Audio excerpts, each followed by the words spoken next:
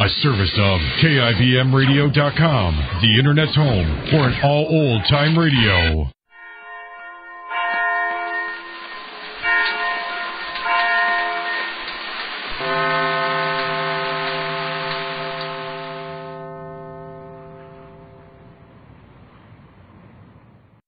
Kroger Tender Ray Beef, no other beef so fresh can be so tender, presents Hearts in Harmony, transcribed.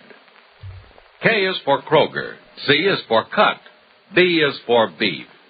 KCB means Kroger cut beef, and Kroger cut beef means more meat for your money. Yes, friends, Kroger cut beef gives you more meat, less waste, and here's why. Before the meat is weighed and priced, the Kroger method of cutting beef removes excess bone, excess waste, and stringy ends. Remember, that's before the meat is weighed and priced.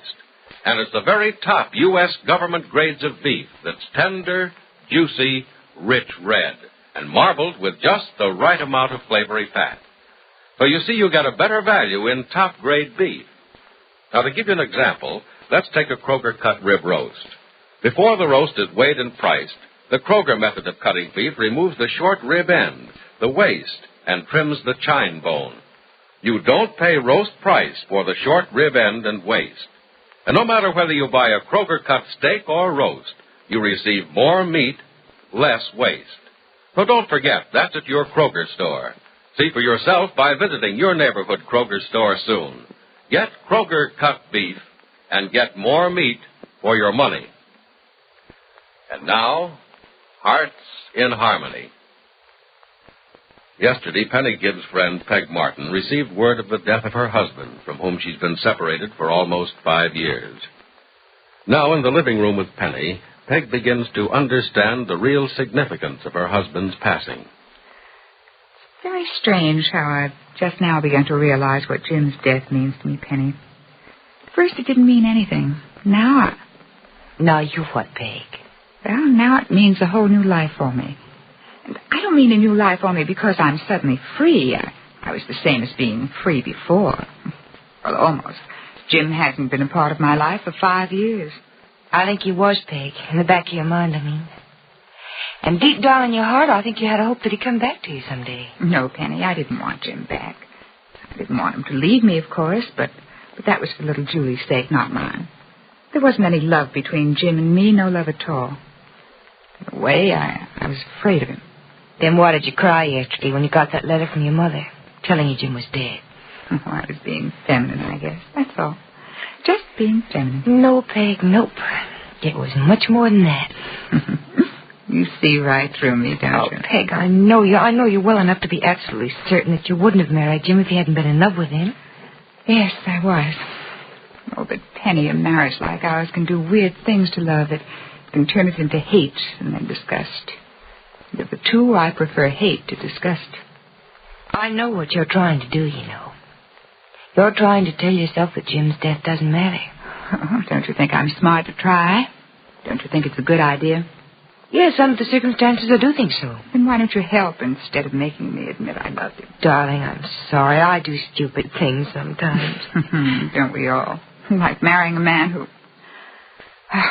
I'm not going to think about it anymore. I'm not going to think about my marriage or Jim or Julie or... No, I'll never stop thinking about Julie. That's the curse of being a mother, Penny. There's always that child or those children to think about. Aren't most of the thoughts of children pleasant ones? Oh, most of them. But when a man like Jim is the child's father, then you have doubts and fears about the future. Nonsense. Julie will grow up to be a lovely woman. Peg, she'll have your qualities, not his. You think that means I won't worry about her? I'm not much better than Jim was. You weren't going to talk about Jim, remember? But right now I think I'd better talk about him, Penny. It may help me get the thought of him out of my system. You know you'll never do that. Well, I won't know until I try, so I might as well talk about him. I think about him. I think about all the mean things he said and did, and that isn't natural. I always thought when a person died, you seemed to forget the bad things about them and remember only the good. You will remember only the good about him, in time. In that case, there'll be little to remember. It'll take a long time to forget the nasty things. Have you tried to forget? Oh, of course I have. think I'm more, but I don't enjoy being miserable. Just thinking about Jim and what he did to my life makes me miserable. Well, then don't think. Don't think? Oh, I'm paying the penalty right now for not thinking. No. From now on, little Peg is going to think and think and think before she so much as moves a little finger. When I do something now, it's going to be with malice or... Oh, Peg, what are you practicing to be, a wicked woman? Well, I'm going to do everything I can to get some of what I missed. Oh, Peg. I'm going to try and make life repay me for the deal it handed me when I married Jim. I married him in good faith and because I loved him. Why did life have to trick me into falling in love with the wrong man? I don't know. Life makes you think you're in love lots of times when you're not. Love? I don't believe in it. Well, call it love or anything else you like, but sometimes we can't just control our feelings, and sometimes we're fooled by them. I don't know why an honest emotion called love or anything else you'd like to call it can't be returned with honesty, but sometimes it just can't be. It's one of those strange tricks life seems to play on all of us at one time or another. And why doesn't life just kick us down and keep us there instead of letting us get up and go on again with hope and faith in the future? Well, maybe life doesn't allow that, Peg. Maybe we force it. It's good to get up and go on. Not everybody can do it. That's why some people, after one hurt, flounder around in pain for the rest of their lives. Never getting anywhere. Never amounting to anything. You're drawing a perfect picture of me, aren't you? I wasn't thinking of you. Your life with Jim's over, Peg. It's past. It should be forgotten. From now on, everything is future. Oh, what's my future going to be with my past? I don't have a right to the future. Oh, Peg, you know that you do, but... Look, don't worry about it, not just now. Oh, let tomorrow take care of itself, Well, not such a bad idea. I think I'll go downtown. Want to come along? No, thanks, I can't. Nora's going to the store for me. I'm supposed to watch the baby. Oh, well, I guess I'll go down myself. I feel like looking in shop windows and spending just millions of dollars. Oh, I'd like to have just half the money I've spent looking in shop windows. Wouldn't we all? Oh, Penny, who's the woman in the sunroom with Mr. Billings? Oh, that's Mrs. Ross, a neighbor. She's one of Mother's friends. Oh. Well, it's nice that Jed is letting people come in to see him now. Yeah, it sure is. Golly, I used to worry when he said he didn't ever want to see anyone when he was in his wheelchair or have them see him. Well, he has a lot of pride, that man. Too much for his own good sometimes. Well, no man likes to depend on a wheelchair, Penny. He can't be blamed for feeling embarrassed about it. No, of course not. But he's not embarrassed now, and that's the important thing. Yes, the present is always the important thing. And this young woman's present isn't going to be wasted with window shopping. Well, have fun. You'll be home for lunch, won't you? I think so. I'll phone if I decide to stay in town. All right. Oh, Penny, is there anything I can do while I'm down there? Oh, no, thanks. Oh, I tell you what. You might window shop for me and tell me what you bought for me. But don't spend more than $50,000. I'm a little bit broke this week. Penny. I'm in here, Miss Ross, in the kitchen. I just want to say goodbye, Penny, and tell you I think Jed is looking so well. Oh, thank you. He sure is. You were sweet to come over and see him. I know he was glad to see you. I'll be over again very soon if it's all right. And I was wondering, is there any possibility of seeing your brother's baby? Well, you have seen her, haven't you? No, I haven't. Oh, well, come on and see her right now. She's in the back porch in her carriage. I think she's awake. Oh, I hope so. Well, if she isn't, I don't think it'll hurt to wake her for a visitor. She likes company. She seems to know she's being shown off when strangers are around. Oh, there she is. And she is awake. Oh, she's in the mood to perform for us. Yes, sir, you're in luck, Mrs. Ross. Oh, what a darling baby. Thank you. What an adorable child. Why, Penny, she's beautiful. Simply beautiful. Yeah, she sure is. Well, Yes, sir, Valerie. We think she's the most beautiful baby in the world. But I suppose everybody says that about babies, don't they, Valerie? Yes, they do. You know you're beautiful, don't you? What a lovely disposition she has, Penny. Why, she's as sweet as she is beautiful. Mm-hmm. Oh, no wonder you're so proud of her. How can you keep from showing her off? Oh, she's going to be a show-off herself as soon as she's old enough to walk. She loves people. Look, she's lifting her arms to you. She wants you to pick her up. Oh, go ahead, Mrs. Ross. Please do. I think you can be trusted not to drop her. Well, it's been a long time since my boys were this little. You want me to hold you, Valerie? Yeah, she sure does. Go on, take All it. right. Here you go. Oh. Oh, you sweet little thing, you. You know, she's too young to know what she's doing, but it looks to me as if she's hugging you. Yeah, but child must have an instinct for a mother. And you're the first real mother she's seen since Suzanne went away. Isn't it a shame that girl Pat married couldn't love such an adorable child? Mm-hmm. I think it's simply criminal. Well, we try and make excuses for Suzanne, but it's kind of difficult to make them logical. So we concentrate on being a mother to Valerie ourselves. And I think she's happy with it. Yes, I think so. I know we're happy with her. We'll always keep her if luck will only let us. Downtown to spend all your money, Miss Martin? Why, Mr. Carton. Hello. Hello. Just window shopping? Or? Just window shopping, Mr. Carton. Say, I thought we decided to call each other by more informal names, Peg. Oh, so we did, didn't we, Barry? That's better. You know, I've been watching you for at least 5 minutes. You have? Mm-hmm. I started to come over to you right away, and then I said, no. No, that isn't Peg Martin. It can't be, because the girl I met at Penny's house the other day wasn't quite that beautiful. Oh, Barry. Well, I'm glad you spoke to me. I was spending far too much money. Window shopping can be expensive, can't it? Yes, but thank goodness there are no bills to pay at the end of the month. Must be awful to worry about bills. Oh, it's not so bad. Somehow or other, they always get paid. Yeah. What are you doing downtown at this time of day? Aren't you working, Barry? Oh, yes, but this is my lunch hour. Wish I hadn't just eaten. I'd invite you to join me. Say, could I take you to lunch anyway? I'll have a cup of coffee. Oh, no, thanks, Barry. I'm not hungry, and besides, I think I'd better be getting back to the house. This is my day to help out a little. Oh, well, some other time then? Well, maybe. Now, look, you aren't going to be as evasive as Penny, are you? I can never get her to promise to do anything. Well, Penny's a rather busy girl, you know. Yes, I know. I'll have to talk to Mother about not working her so hard. But look, you aren't working. Why can't you? Oh, perhaps there's another reason. Another reason? Yeah, I forgot. You're married. Perhaps your husband. I was married the last time I saw you, Mr. Carton, but I'm not now. I don't understand. My husband is dead, Barry. He was killed in... Oh, I'm awfully sorry, Peg. I really shouldn't have said that. No, don't be sorry. I'm not. It was all for the best. You see, we've been separated for 5 years. Oh, I didn't know that. Oh, I'm sorry Jim's dead. For his sake, I mean, but Julie and I are much better off now. Julie? My daughter. Oh. She's living with Mother. Yeah, that's right. You do have a daughter, don't you? 5 years old, I think. Hey, it's almost 1 o'clock, and the boss wants to see me at 1:15. Look, I'll have to run. Will you forgive me? Oh, of course, Barry. It was very nice seeing you. Well, it was nice seeing you, and I'll see you again, I hope. I hope so. Goodbye. Goodbye, Peg, and tell Penny to stay home this evening with nothing to do, because I'm going to call her. All right, I'll tell her.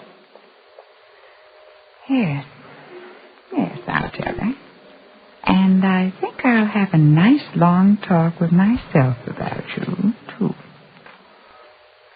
Well, is Peg Martin going to show an interest in Barry Carlton?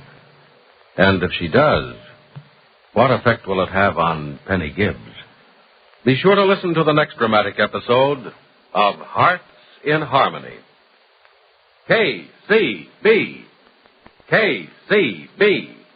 KCB means Kroger Cut Beef, and Kroger Cut Beef means more meat for your money. Yes, Kroger Cut Beef gives you more meat, less waste. That's because before the meat is weighed and priced, the Kroger method of cutting beef removes excess bone, excess waste, and stringy ends. You get more meat, less waste in Kroger Cut Beef. It's top U.S. government grades of beef, tender, juicy, rich red, marbled with just the right amount of flavory fat. So visit your neighborhood Kroger store and buy your favorite cut of beef. If you get a Kroger cut sirloin steak, you'll notice that before the steak is weighed and priced, the Kroger method of cutting beef removes the stringy end, the waste, and the excess bone. Remember, whether you buy a steak or roast, Kroger cut beef gives you more meat for your money. But remember, ladies, you can buy a Kroger cut steak or roast only at Kroger stores. Make up your mind right now to visit your neighborhood Kroger store without delay. Your Kroger meat man has just the cut of beef you want. It's delicious and juicy. It's top-grade beef that will thrill your family. And don't forget, Kroger cut beef gives you more meat, less waste, which means you get more meat for your money at your Kroger store. Listen in again tomorrow, same time, same station, for another exciting transcribed chapter of Hearts in Harmony. In just a moment, X-1. But first... There it is again. Say it with music. Your invitation to 2 full hours of the best live music weekday mornings on NBC Bandstand. This week, Ralph Flanagan's group, plus Russ Morgan and his orchestra, bring you mellow and relaxing tunes. But don't get too relaxed, because the 4 lads are back again as Messer's Music. And Bert Parks, your bandstand MC, keeps you smiling between numbers. It's a great show live all this week on NBC Bandstand. And now, stay tuned for X-1 on NBC.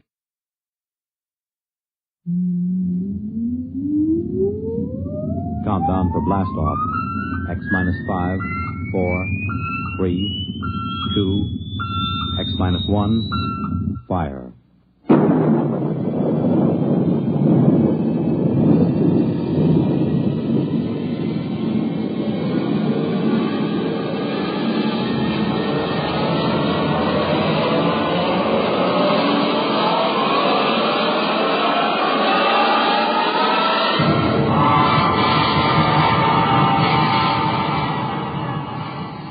From the far horizons of the unknown come transcribed tales of new dimensions in time and space. These are stories of the future, adventures in which you'll live in a million, could be years, on 1,000 maybe worlds. The National Broadcasting Company, in cooperation with Galaxy Science Fiction Magazine, presents X-1.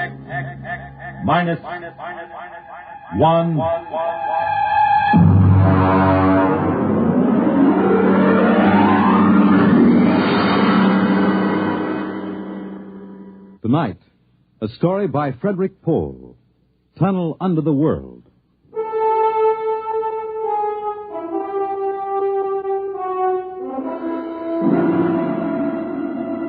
On the morning of June 15, Guy Burkhart woke up screaming.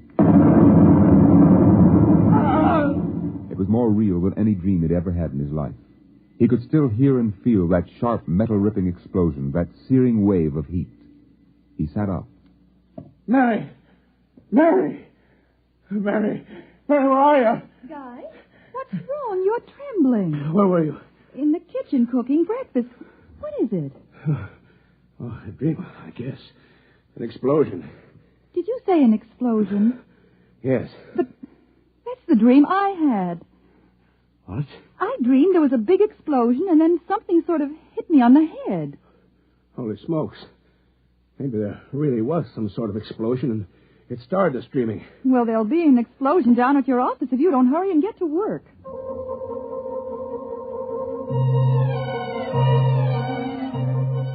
Coming in on the bus, Burkhart watched to see if there was any evidence of an explosion. There wasn't. If anything, the town looked better than ever. The only thing that seemed strange to him was the fact that none of the usual crowd was on the bus. He was a little relieved when he did see his old pal, Henry Swanson. Excuse me. Henry. You pardon me, sir, please. Henry, what's the matter with you? It's me, Guy Burkhart. Burkhart? Sorry, I don't believe we've met. What? Henry, for Pete's sake, it's me. If you'll excuse me, this is my stop. Well, how do you like that?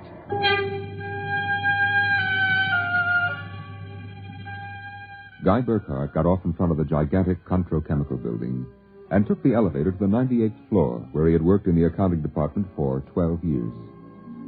It wasn't until he was almost at his floor that he realized the speaker wasn't playing the usual commercials.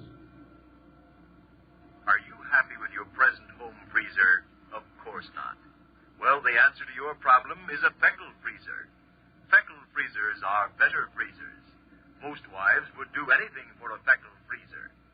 Are you happy with your present home freezer? Of course not.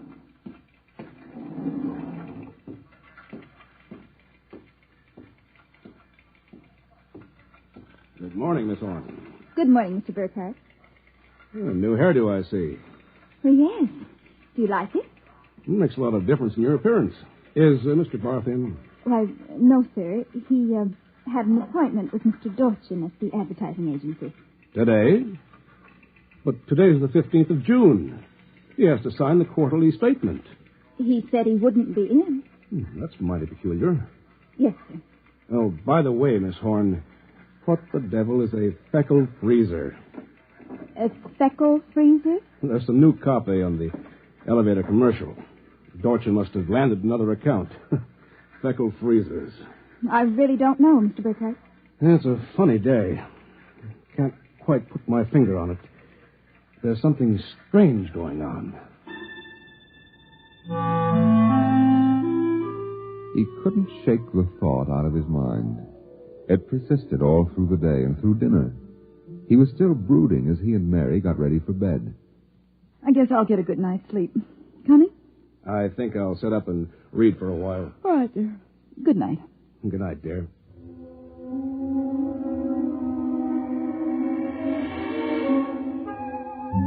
At exactly midnight, Guy Burkhardt lapsed into a sudden, deep sleep. And the following morning, he woke up screaming. Darling, what is it? What's wrong? Oh, nothing. A bad dream, I guess. You gave me such a shock. I seem to be having a lot of nightmares lately. Really? Yes. The one I had yesterday. This was the same. A big explosion and then nothing. You had a dream yesterday? Of course I did. You had the same sort of dream. I? Oh, Guy, you're mistaken. I don't remember dreaming. Mary, you told me. Guy, you're mistaken. But, Mary... Maybe you dreamed I had a dream. Maybe... Yes. I might have done that, I suppose. Everything did seem sort of strange yesterday. That's probably it. You'd better get dressed, dear. Today's the 15th, and that's when the quarterly statement... 15th? Yes. Well, then, there must have been a dream. Because yesterday was the 15th. Guy Burkhardt got up, dressed, ate breakfast, and took the usual bus to work. Once again, everything seemed even brighter and newer than usual. Once again, he was puzzled when he noticed none of the old crowd on the bus. Pardon me, please. Look, don't shout so. Oh, Henry, good morning. Morning. Don't you recognize your neighbors? I don't believe we've met. Henry, it's me, Guy Burkhardt. What's going on? I'm sure I don't know, sir. For God's sake, don't talk to me. What is it? Are you being followed or something? Don't you know? I was sure you remembered. Remembered what? I can't talk. This is my stuff, sir. Will you please excuse me? Henry! Henry, for Pete's sake! As in yesterday's dream, Guy Burkhardt got off at his stop and took the elevator to the 98th floor. The speaker in the elevator purred a new commercial this time. Marlin cigarettes. They're sanitized. Does your present cigarette make your throat feel raspy and unpleasant? Marlin cigarettes contain a miraculous new drug which actually gives you the sensation of smooth, creamy smoke.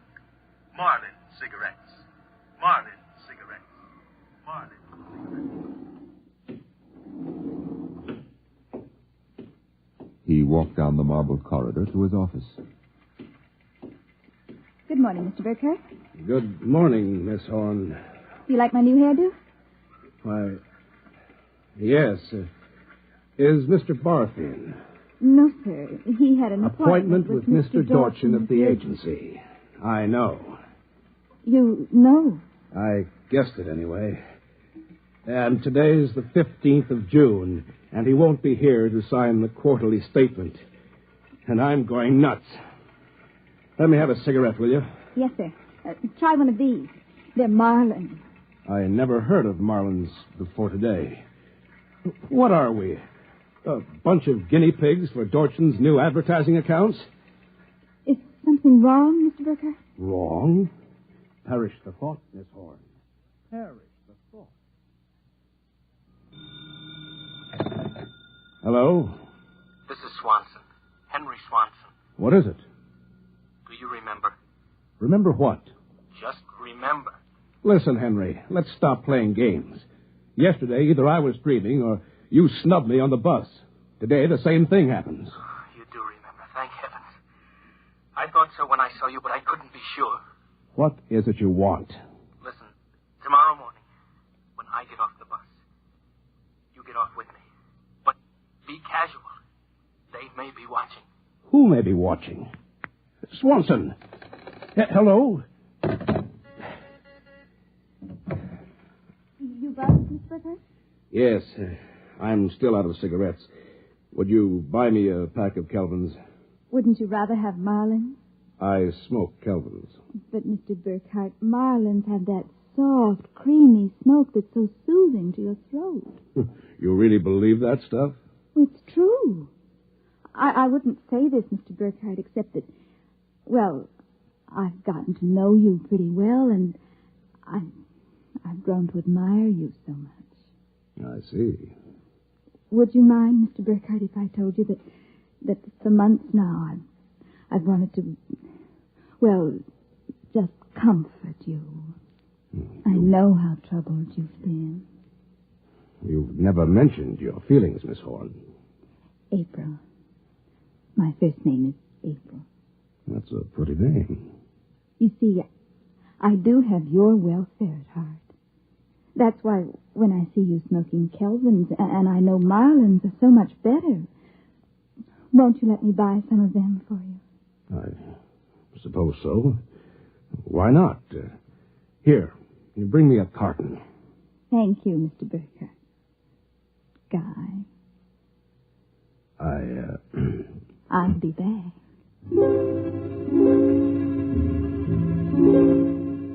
There was something wrong, something definitely peculiar about what was happening. The call from Henry Swanson, the strange behavior of his secretary, Miss Horn, these new products, the dream. Guy Burkhart went home that night feeling like a man in a nightmare. That you, dear? It's me. Have a good day. Fair. Oh, before you sit down, would you go down the cellar and put in a new fuse? The switch in the hall closet blew out, and I shut it off. Okay. Supper will be ready in a minute, so don't start fooling around with that old boat hull you've been building. I won't.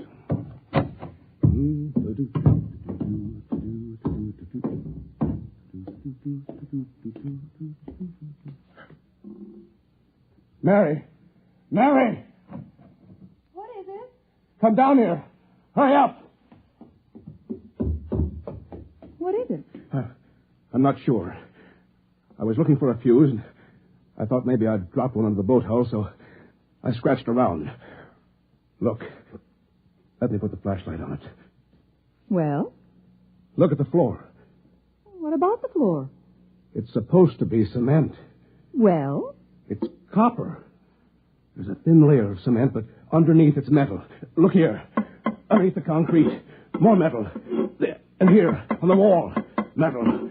Metal under the floor, behind the walls, every place. Well, I don't really understand. Mary, I know this sounds crazy, but somebody, for reasons I can't begin to guess, has taken this house and replaced it with a clever imitation. Guy. I know it sounds insane, but take a look.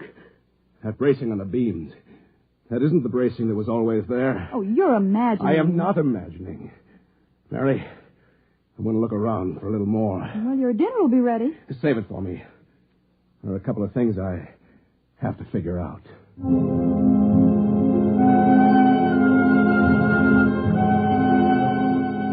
The following morning, Guy Burkhart woke up, screaming. He dragged himself into the kitchen where his wife Mary was preparing breakfast and discovered it was still June 15th. Mary, listen. Guy, what is it? You're trembling. Mary, the dream. Dream? About the explosion. The same one we've been having. We? I didn't dream about any explosion. You did. Why are you covering up? Covering up, Guy? What's happened to you? It happened. It happened. What? Where's the morning paper? Where is it? Outside the door, I guess. June 15th. Well, you'd better hurry. Today's the day Mr. Barth fills out the quarterly tax return. No, it isn't. What? He won't be there. He'll be at a meeting with the head of the advertising agency. Mr. Dorchin? He'll be there, and Miss Horn will have a new hairdo. And the elevator will be selling some new product. And Swanson... What about Swanson? Swanson. I wonder if it's going to be the same today or whether... Guy, what in the world are you talking about? Nothing. Where's my coat? You haven't had breakfast. I don't want to miss my bus. I'll see you tonight. Guy Burkhart got on his bus There were the same unfamiliar faces, the same unusually new-looking buildings, the same unusually bright sunshine. And Henry Swanson, pale and furtive. Oh, excuse me, sir. Quite all right. Do you remember the phone call? Yes. Oh, thank heaven. Get off at the next corner and follow me. Where are you going? There's an excavation for a building about a block down. But make sure you aren't followed. I'll go first.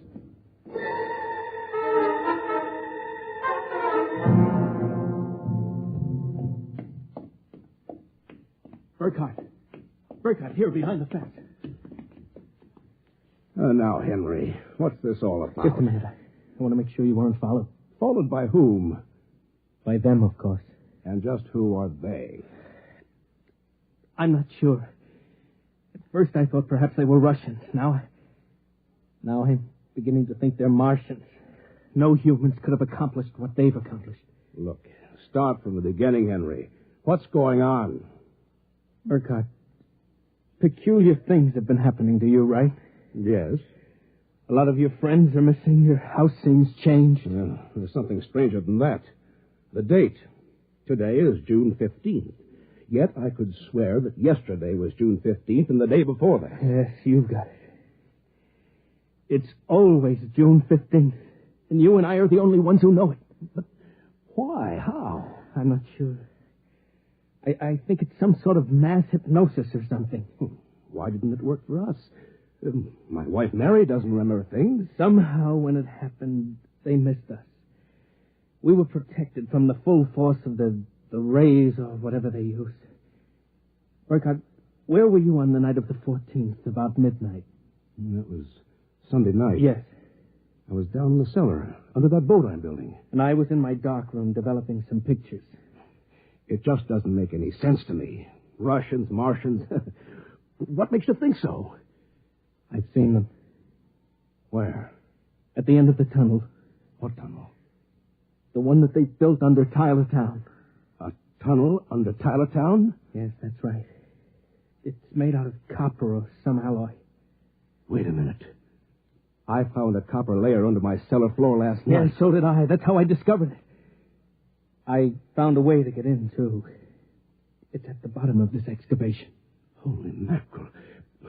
Why don't we tell the police? Because we can't trust them. Even the police may be Martians in disguise. You're being melodramatic. Am I? You just come with me. Where? Into the tunnel. I'll show you.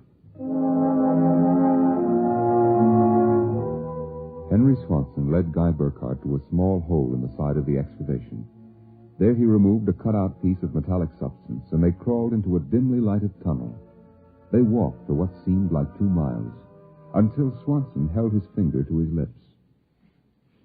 We've got to be quiet now. Henry, this is fantastic. We've got a tunnel right under the whole town. Oh, Burkhardt, you haven't seen anything yet. There's a room a little further down. We'll be able to look through a glass in the door. Is it safe? It's perfectly safe. Unless one of them comes along. Now, come on. Here. Look through this glass. Now, just so I know I'm not completely insane, tell me what you see. Good Lord. Well? A tremendous panel with dozens of telescreens. And in front of each, a servo robot. They seem to be computing something. Yes. I've watched them. They're evaluating data from the screens. Evaluating? Why not? Each of them has a part of a human mind. Remember that. It's against the law to transfer an evaluating circuit from a human brain to a robot. Burkhardt, whoever is conducting this monstrous experiment is operating far outside the law. Have you gotten a chance to look at the data on those screens? No. No, I've been afraid to go in. There might be a warning circuit somewhere. If we knew what those robots were working on, we could go to the authorities. Well, I'll risk it if you will. It's worth a chance. We're lost anyway. Okay. Open the door.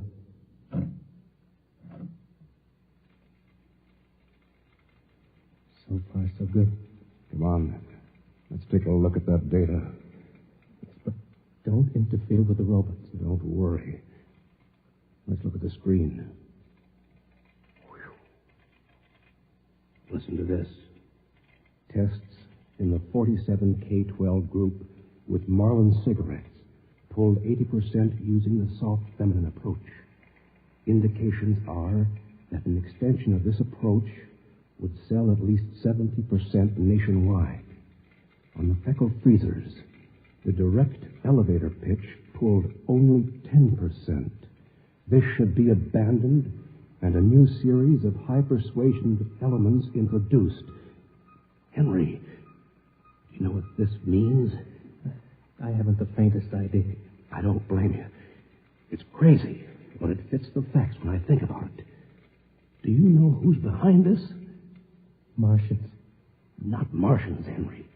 Advertising men. What? I don't know who they are or how they've done it, but somehow they've taken Tylertown over. They've got you and me and 30,000 others right under the thumbs. Hypnosis. Hypnosis drugs. Maybe some kind of ray or something. However they do it, what happens is that they let us live through a single day. During that day, they pour all kinds of suggestions and propaganda into us. At the end of the day, they evaluate the results, see how we've reacted. Then at midnight, they wash the day out of our minds. And the next morning, we start the same day over again with different stimuli. No, I can't believe that. I know it sounds ridiculous, but think of it. They can run the perfect test, and on a whole community. Do you know what that means? Suppose one man learned how to influence people 100%. In a year, he could sell us anything from freezers to political candidates. Oh, now, wait a minute. We're guinea pigs, Henry. This whole community is one big test tube for propaganda research. What do we do? Somehow, we get out of this town and get to the FBI. Do you think we can? Yeah, it's worth a try. Come on. Wait. What is it? Look. There's somebody coming down the tunnel. We've got to hide. Quick, behind the circuit box. Good Lord. It's Dodson, the head of the agency that does our advertising. Quiet.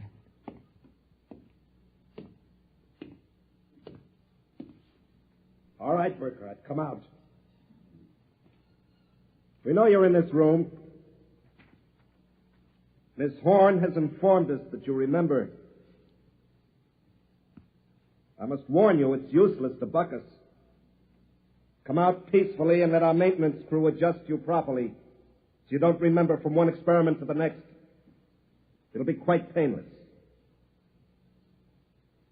If you don't come out peacefully, we'll have to get you. Henry, take this wrench. When I give the word, jump him. He may be armed. We've nothing to lose. Very well. I'm coming after you. Now!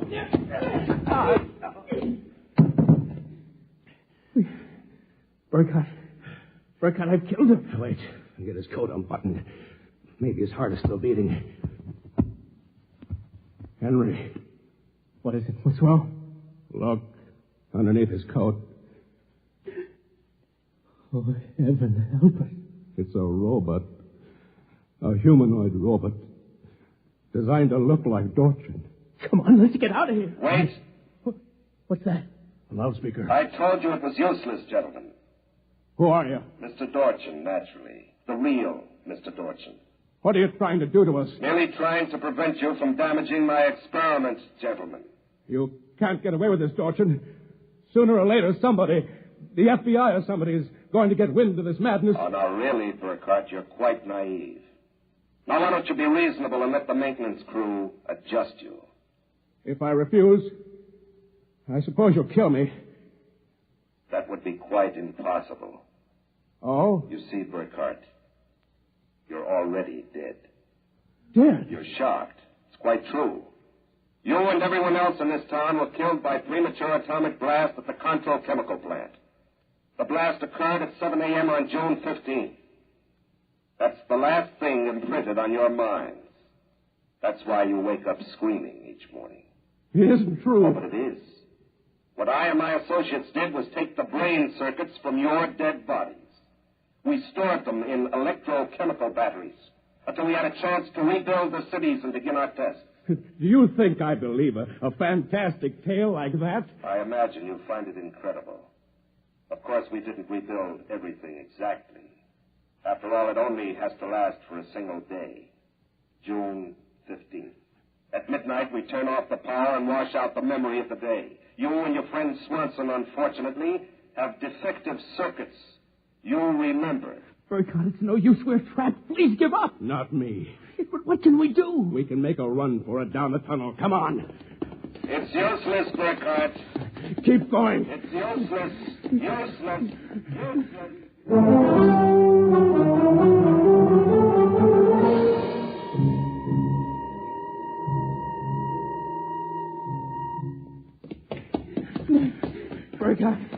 Burkhardt, it's no use. You go ahead. I'm finished. Look, we're almost at the end of the tunnel. I can see a door. Here, I'll help you. I can't. Just a little further. No. Now, here. This door is open. It opens.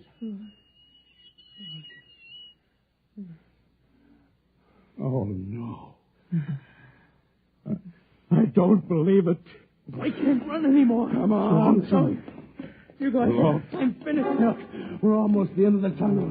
They were I can see a standing door. on a ledge, Here, smooth, I'll help you. finished I effort. can't. Just At a their little feet, the ledge further. dropped away into a chasm so deep Now, they could not see the bottom. This door is open. Beyond was only a glare so bright that their eyes could not stand to look into it. And yet, just beyond the limit of their vision, something towered. Something so huge it was almost inconceivable. Something... Burkhardt. Yes? This is Dorchin. Now, do you understand why it's useless? The great looming figure moved closer. It seemed to take shape now, and yet it was so gigantic as to be unbelievable. It came closer. The glare was partially blocked, and then Guy Burkhardt knew that the towering shape was none other than Dorchin himself. You see how I did it, Burkhardt? I took your brain circuits and had them reduced so they could be transferred to tiny humanoid mannequins. That's what you are, Burkhardt. A tiny miniature of yourself. And this city, this whole experiment I'm conducting, is built on a tabletop. It was the morning of June 15th, and Guy Burkhardt woke up screaming. You have just heard X-1, presented by the National Broadcasting Company in cooperation with Galaxy Science Fiction Magazine, which this month features Man of Distinction by Michael Shara. Being completely unique in this world is not only a mathematical impossibility, it is also a matter of pride. Galaxy Magazine, on your newsstand today. Tonight, by transcription, X-1 has brought you The Tunnel Under the World, a story from the pages of Galaxy written by Frederick Pohl and adapted for radio by George Lefferts.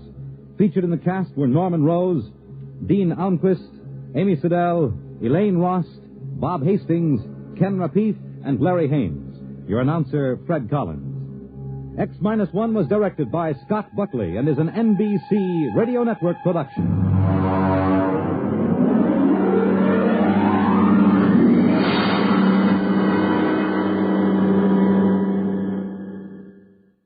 The music of Russ Morgan live on Bandstand weekday mornings on NBC Radio.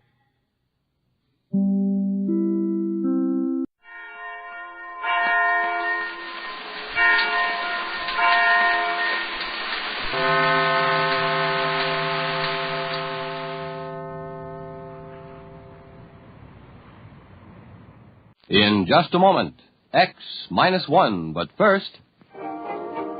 Boy, that kind of music went out with a handlebar mustache, didn't it? But the kind of wonderful melodies you'll hear on NBC's Bandstand are guaranteed to remain popular throughout the years.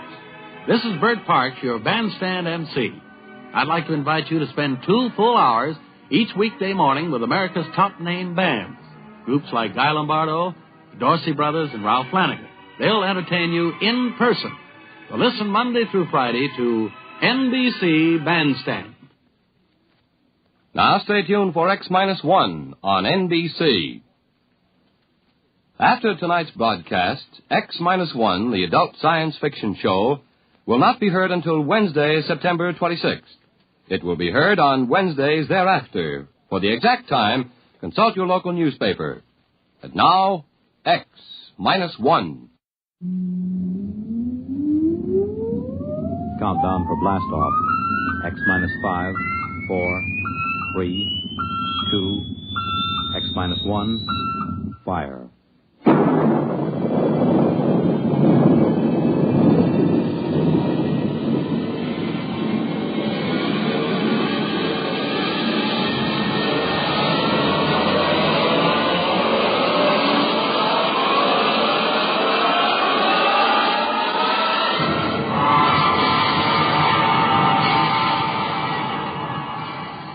From the far horizons of the unknown come transcribed tales of new dimensions in time and space. These are stories of the future, adventures in which you'll live in a million, could be years, on 1,000 maybe worlds. The National Broadcasting Company, in cooperation with Galaxy's science fiction magazine, presents X-1.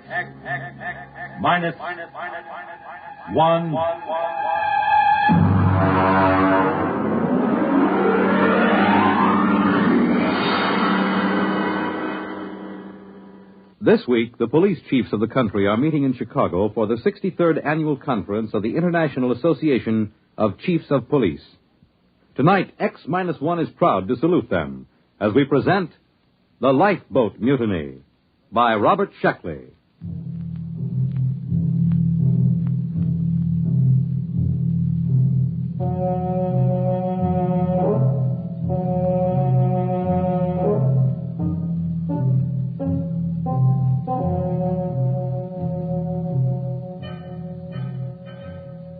Of course, we should have known better. In a way, we were asking for it, but frankly, we were short of credits, and beggars can't be choosers. As a rule, I don't like second-hand equipment, not if I have to trust my life to it. But Joe, the interstellar junk man, can be pretty persuasive. He has an air of confidence when he walks down between the rows of antique jalopies on his lot and pats an airlock door lovingly or kicks at the ground gyros to show how firm they are. Joe exudes faith the way trees drip sap in the spring. And if you get too close, a little rubs off on you. Yeah, you see, solid as a rock. Look at that plating. I'm telling you, this boat is a real buy. She looks pretty old. Sure, she's old. Now, don't give us that story about it belonging to a little old lady who used it to flip to church on Sundays. Now, look, boys, I'm not trying to unload something on you. I don't stand to make a nickel on this, but tell me the truth. Did you ever hear sweeter engines? And look at those servos. Pretty old. And that hull. I bet it's 500 years old and not a spot of corrosion on it. I'm telling you, you're lucky. It's a coincidence, you two fellas coming in. You need a lifeboat. And sitting right here waiting for you, like you was made for each other, is this baby. Well, she certainly does seem rather nice. What do you think about it, Dick? It does look pretty good. It's about what we need for the ocean survey work on Trident. But you know Joe. Nah, they just don't build them this way anymore. Look at that propulsion unit. You couldn't dent it with a trip hammer. And note the capacity of the cooling system. It looks good, but some of these old machines, I just want to make absolutely sure it's safe. Safe? Safe. He asked me if it's safe. Is it? Now, step inside. Go ahead. Step inside. All right. Push that button. Right there on the instrument panel. This one? Yeah. I am Lifeboat 324A. Hey, the darn thing talks. Yeah, and in English, too. It's equipped with a universal translator. It's completely automatic. I told you they just don't build them this way anymore. Go ahead. Push the button again. I am Lifeboat 324A. My primary purpose is to preserve those within me from peril and to maintain them in good health. At present, I am only partially activated. Could anything be safer? This is no senseless hunk of metal. This boat will look after you. This boat cares. I don't know. The idea of an emotional machine always gets me. I can't even stand those robot maitre d's. They keep slobbering over you every time you go into a restaurant with their tubes just pouring kindness and consideration. Ah, you're a reactionary. We'll take it. You won't be sorry. Boys, you just bought yourselves a lifeboat.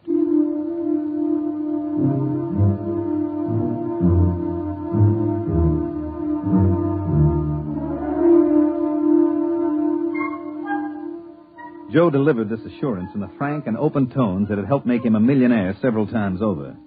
It wasn't that he was dishonest. Far from it. All the flotsam he collected from anywhere in the universe worked. But ancient machines often had their own idea of how a job should be done. They tend to get peevish when forced into another routine.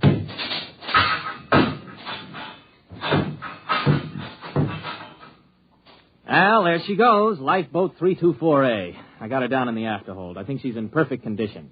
You know, it's just what we need for those oceans on Trident. I hope so. The last thing I bought from Joe was an electric razor. Only it turned out that it came from Deneb 3, where they are slightly reptilian. And an electric razor is used to help them change their skin in the hot months. If you remember, I was in the hospital 3 months, and after the skin grafts, I don't know my ears from my elbow.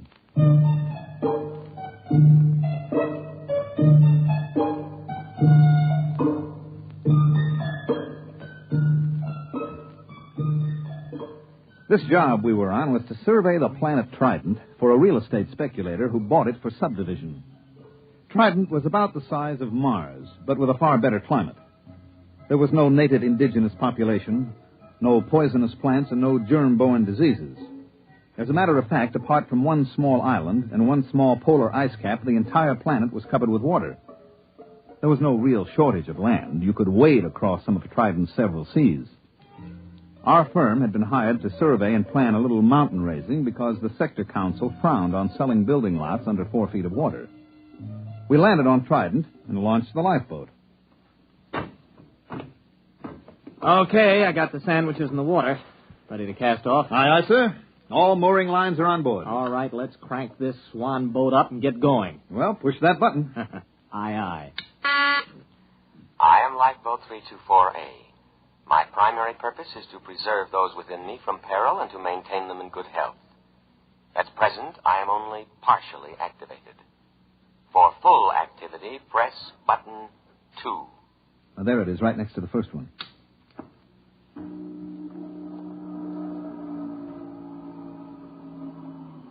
Well? Something's going on back there. Sounds like motors warming up. Hey, that sounds like a short circuit somewhere.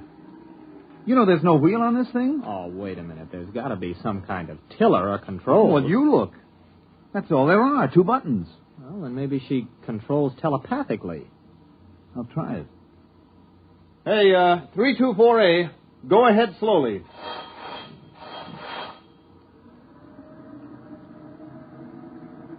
Ah, there she goes. That's it.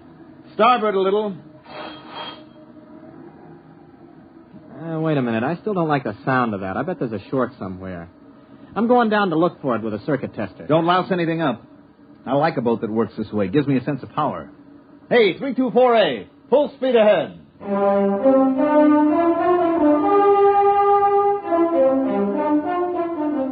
Arnold disappeared into the bilge with a circuit tester, and I handled the survey. Actually, our machines did all the work, tracing the major faults in the ocean bottom, locating the most promising volcanoes. And when the survey was complete, the next stage would be turned over to the subcontractor. He would wire the volcanoes, seed the faults, and touch the whole thing off. After that, there'd be enough dry land on Trident for anybody. Well, by mid-afternoon, I figured we could knock off for a while. We ate our sandwiches, took a drink of water from the canteen, and then had ourselves a swim in Trident's clear, green water.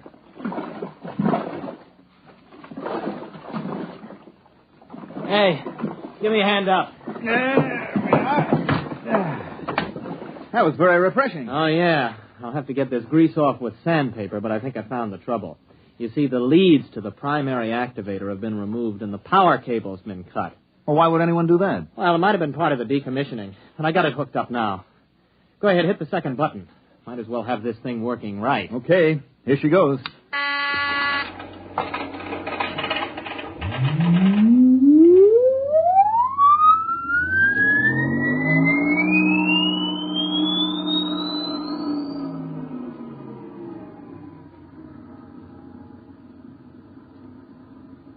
I am Lifeboat 324A.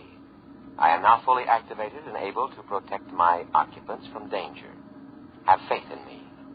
My action response tapes, both psychological and physical, have been prepared by the best scientific minds in all Drome. Ah, that's more like it, huh? Gives you a feeling of confidence, doesn't it? I suppose so. But where is Drome? Gentlemen, try to think of me not as an unfeeling mechanism, but as your friend and comrade in arms. I understand how you feel. You have seen your ship go down, cruelly riddled by the implacable Hagen. What ship? What's it talking about? You have crawled aboard me, dazed, gasping from the poisonous fumes of water, half dead. Oh, no, wait a minute. You mean that swim we took? You got it all wrong. We were just surveying. Half dead, shocked, wounded, morale low. You were a little frightened, perhaps, and well you might be, separated from the Drome fleet and adrift upon an alien planet. A little fear is nothing to be ashamed of, gentlemen. But this is war, and war is a cruel business, and we have no alternative but to drive the barbaric Hagen across space. There must be a reasonable explanation for all this. Probably an old television script got mixed up in its response bank. We better give it a complete overhaul. We can't listen to that stuff all day. Well, we're about a quarter of a mile from the island. I'll tell you what. I'll take it down and clean the goo out of the contacts when we get there. Hey, what's going on? We're stopping. Hey, lifeboat.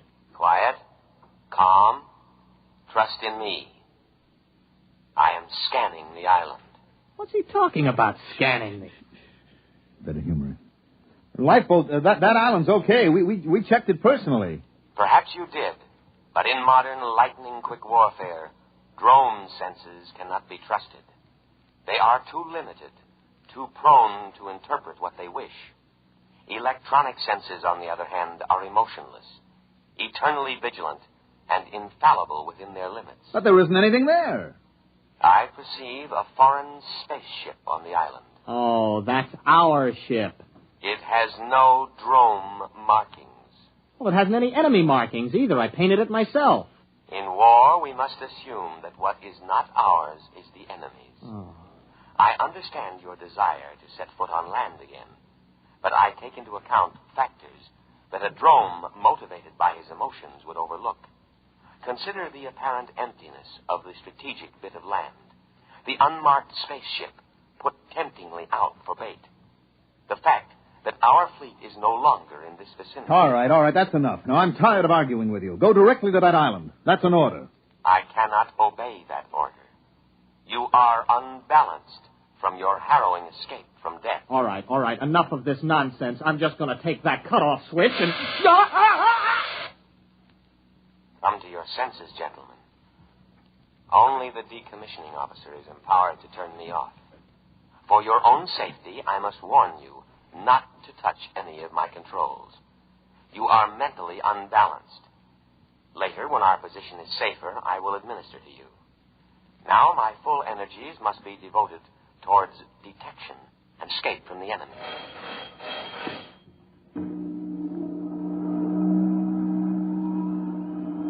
Where are we going? To rejoin the Drome fleet as soon as I can find it.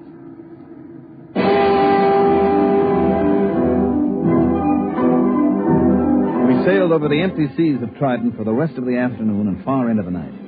At about midnight, we sat in the cabin sharing our last sandwich. The lifeboat was still rushing madly over the waves, its every electronic sense alert, searching for a fleet that had existed 500 years ago upon an entirely different planet.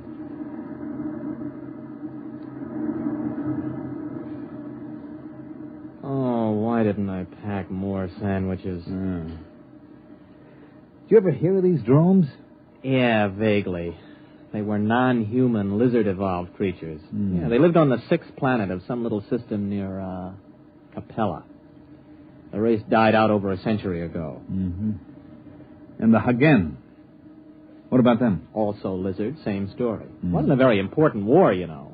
All the combatants are gone except this lifeboat, apparently. And us. We've been drafted as drone soldiery. Do you think we can reason with this tub? Oh, no, I don't see how. As far as this boat is concerned, the war is still on.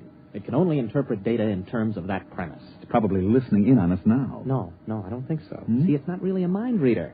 Its perception senses are geared only to thoughts aimed specifically at it. Yes, sirree. They just don't build them this way anymore. Oh, I wish I could get my hands on Joe. Well, you know, it's actually a very interesting situation. The machine is acting very logically upon no longer existent conditions. Therefore, you could say that the machine is the victim of a systematized delusion. You mean the lifeboat is just plain insane? Well, I believe paranoia would be the proper designation. But it'll end pretty soon. Why? It's obvious. The boat's prime objective is to keep us alive. Our sandwiches are gone, and the only other food is on the island. I figure it'll have to take a chance and go back. Gentlemen, at present I am unable to locate the drone fleet. Therefore, I am turning back to scan the island again. Fortunately, there are no enemies in this immediate area, so I can devote myself to your care. Oh, you see, it's about time you got around to us. We're hungry. Feed us. Of course. Immediately.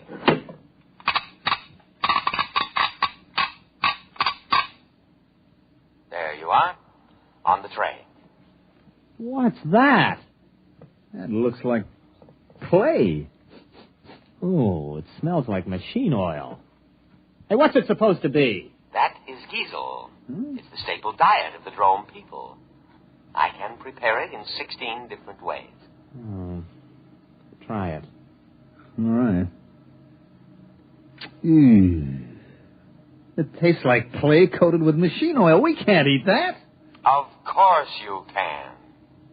An adult drone consumes 5.3 pounds of Giesel a day and cries for more. Now listen, we are not drones. We are humans, an entirely different species. The war you think you're fighting ended 500 years ago. We can't eat Giesel. Our food is on the island. Ah, yes. Your delusion is a common one among fighting men. It is an escape fantasy, a retreat from an intolerable situation. Gentlemen, I beg you, face reality. You face reality, or I'll have you dismantled bolt by bolt. Threats do not disturb me.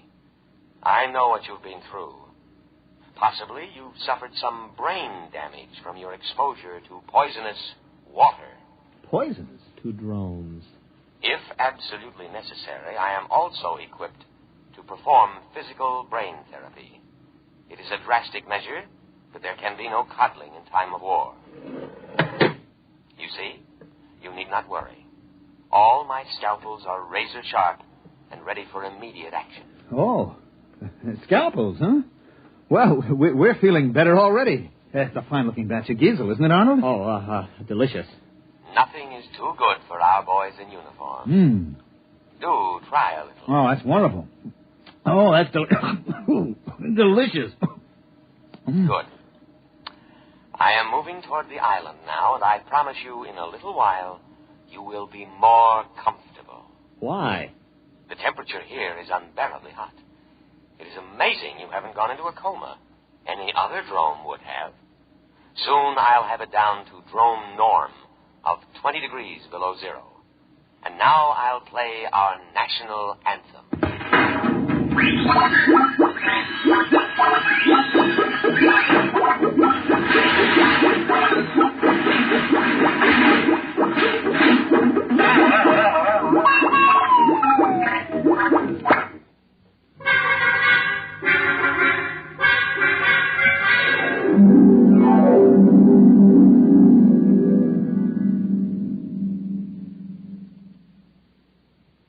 Arnold?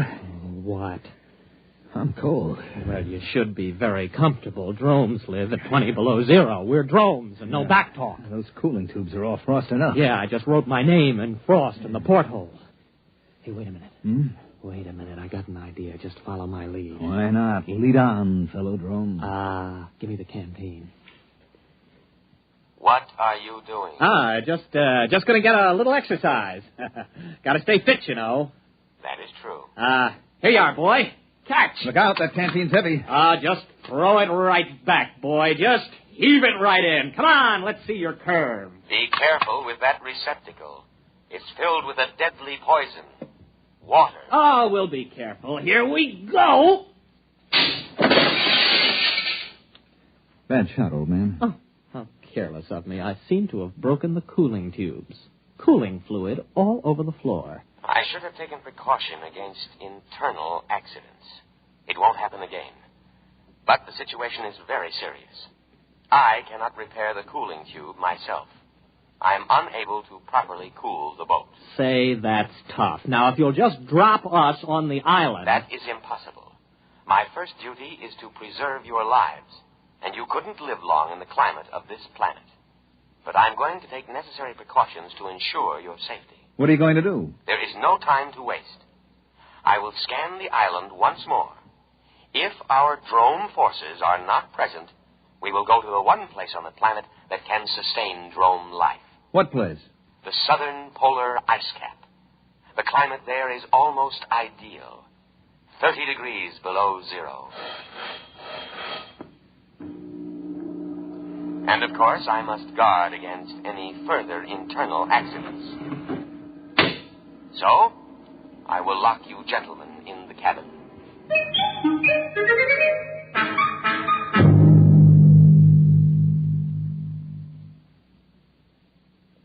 Think. I am thinking. Nothing's coming out. Well, we've got to get off when he reaches the island. It'll be our last chance. Now, look. We know his internal scanning isn't very good. When we reach the island, maybe we could cut his power cable. Oh, you couldn't get within 5 feet of it. He's got an electric charge on all the controls.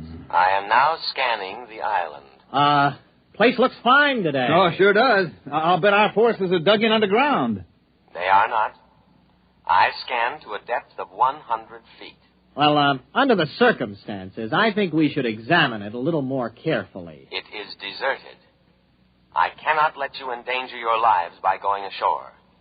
Drome needs her soldiers, especially sturdy, heat-resistant types like you. We like this climate. Spoken like a patriot. I know you must be suffering, but now I am going to the South Pole to give you veterans the rest you deserve. Wait a minute. You don't understand. We're operating under special orders. We weren't supposed to disclose them to any vessel below the rank of super dreadnought. We're a suicide squad. Yes, that's right. Especially trained for hot climate war. Our orders are to land and secure that island for the drone forces. I didn't know that. You weren't supposed to. After all, you're only a lifeboat. Land us at once. I couldn't guess, you know. All right. We'll head for the island. Arnold, it's going to work. Why not, as long as we tell him the truth? The beach is only 50 yards away.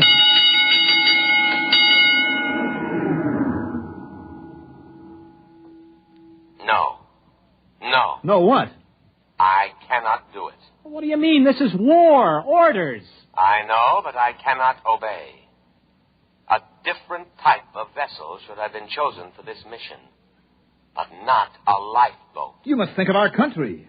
Think of the barbaric Hagen. It is electronically impossible for me to carry out your orders. My prime directive is to protect my occupants from harm. That order is stamped on my every tape, giving priority above all others. I cannot let you go to your certain death. You'll be court-martialed for this. I'll have you broken down to a dinghy.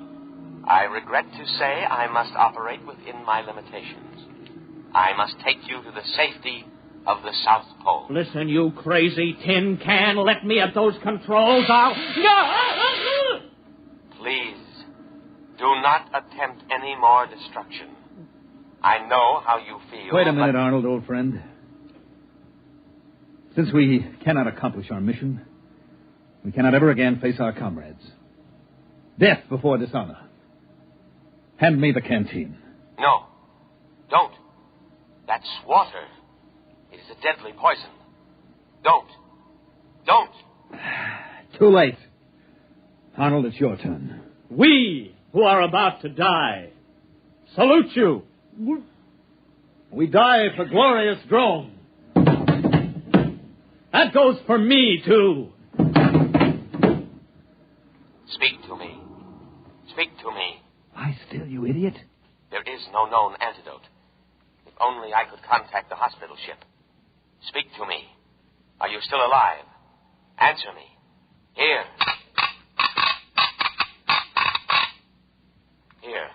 Perhaps if you eat some geisel. Dead. Dead. Dead. I will now read the burial service. Great Spirit of the universe, take into your custody the souls of these your servants. Although they died by their own hand, still it was in the service of their country, fighting for home and hearth. Judge them not harshly for their impious deed. Rather, blame the spirit of war that inflames and destroys the spirit of all drome. And now, by the authority vested in me, by the drome fleet, and with all reverence, I commend their bodies to the deep. Ow! Shut up. Accept them, O ocean, for many brave hearts are at slumber in the deep. Float quietly. What's the lifeboat doing? It's still hanging around. Just pray the drones didn't believe in cremation. Sleep quietly, brave spirits. I will now play the drone national anthem.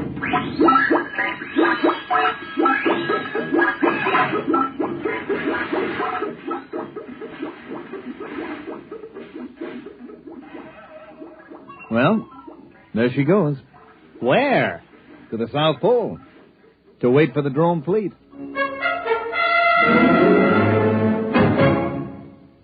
You have just heard X-1, presented by the National Broadcasting Company in cooperation with Galaxy Science Fiction Magazine, which this month features The Man Who Ate the World by Frederick Pohl. This is the story of a civilization which flowed with milk and honey, and of a man whose tragedy was that he had not drowned at birth. Galaxy Magazine, on your newsstand today.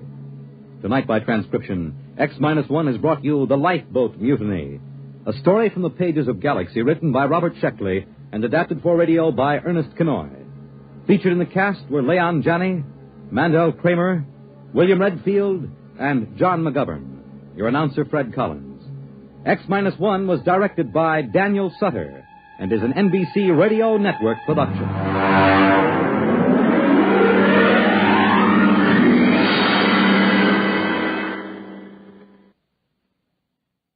A special announcement to the audience of X-1, the adult science fiction show.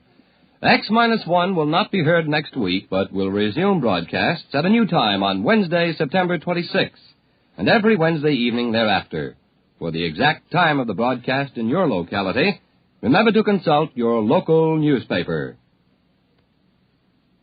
The music of Tommy Tucker, live on Bandstand, weekday mornings on NBC Radio.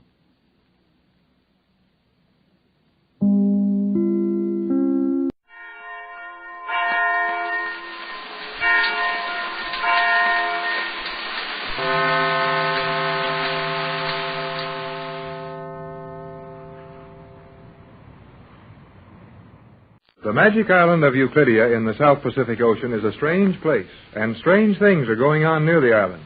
When Jerry and Joan went out in the Euclidean submarine to capture Johnson's rescue boat, they expected thrills and danger, but were certainly not prepared for what has actually happened to them. The submarine came to the surface by standing on end in the water, and Johnson's boat came along right on schedule.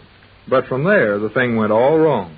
First, Johnson's boat did not stop, but went tearing along toward the location of the island. And next, Captain Bradford in the Euclidean radio room cannot get a message from Johnson.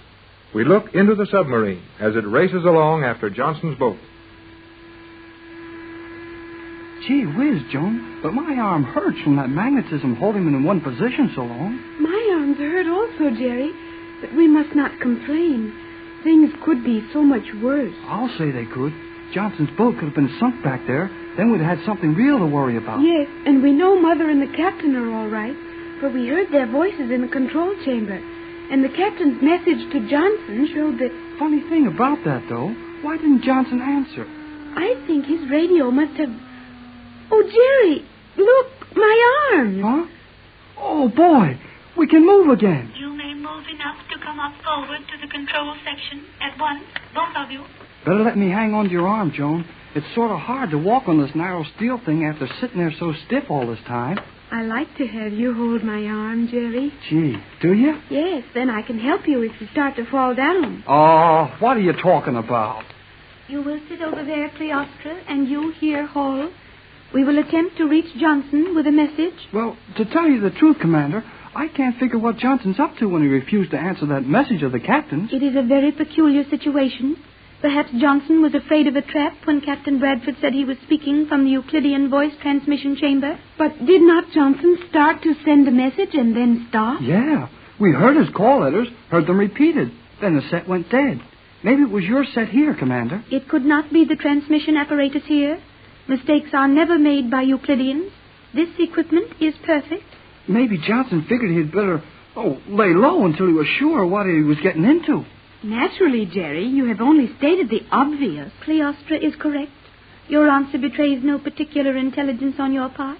And if that is all you have to offer, we will proceed. Proceed with what? Our attempts to contact Johnson and warn him. Warn him of what? He's heading right for the island, and that's where you want him to get, isn't it? Precisely, but the island is submerged. He might miss it. Golly whiskers, that's right. And if the island should be rising out of the water just as Mr. Johnson's boat passed over it, his boat would be wrecked on the top of the island. Precisely. I wish you wouldn't say that precisely thing all the time. It sounds like G-47. Is there anything about G-47 you find objectionable? Oh, no. He's swell. Yeah, I like him fine. Only he kind of scares me with those surprises he's always springing. It's like finding a snowbank in the desert. Oh, Jerry, please be careful. Remember that the commander may do as she pleases. Okay, Joan. All right, Commander.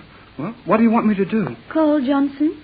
Advise him of the true state of affairs here and on the island.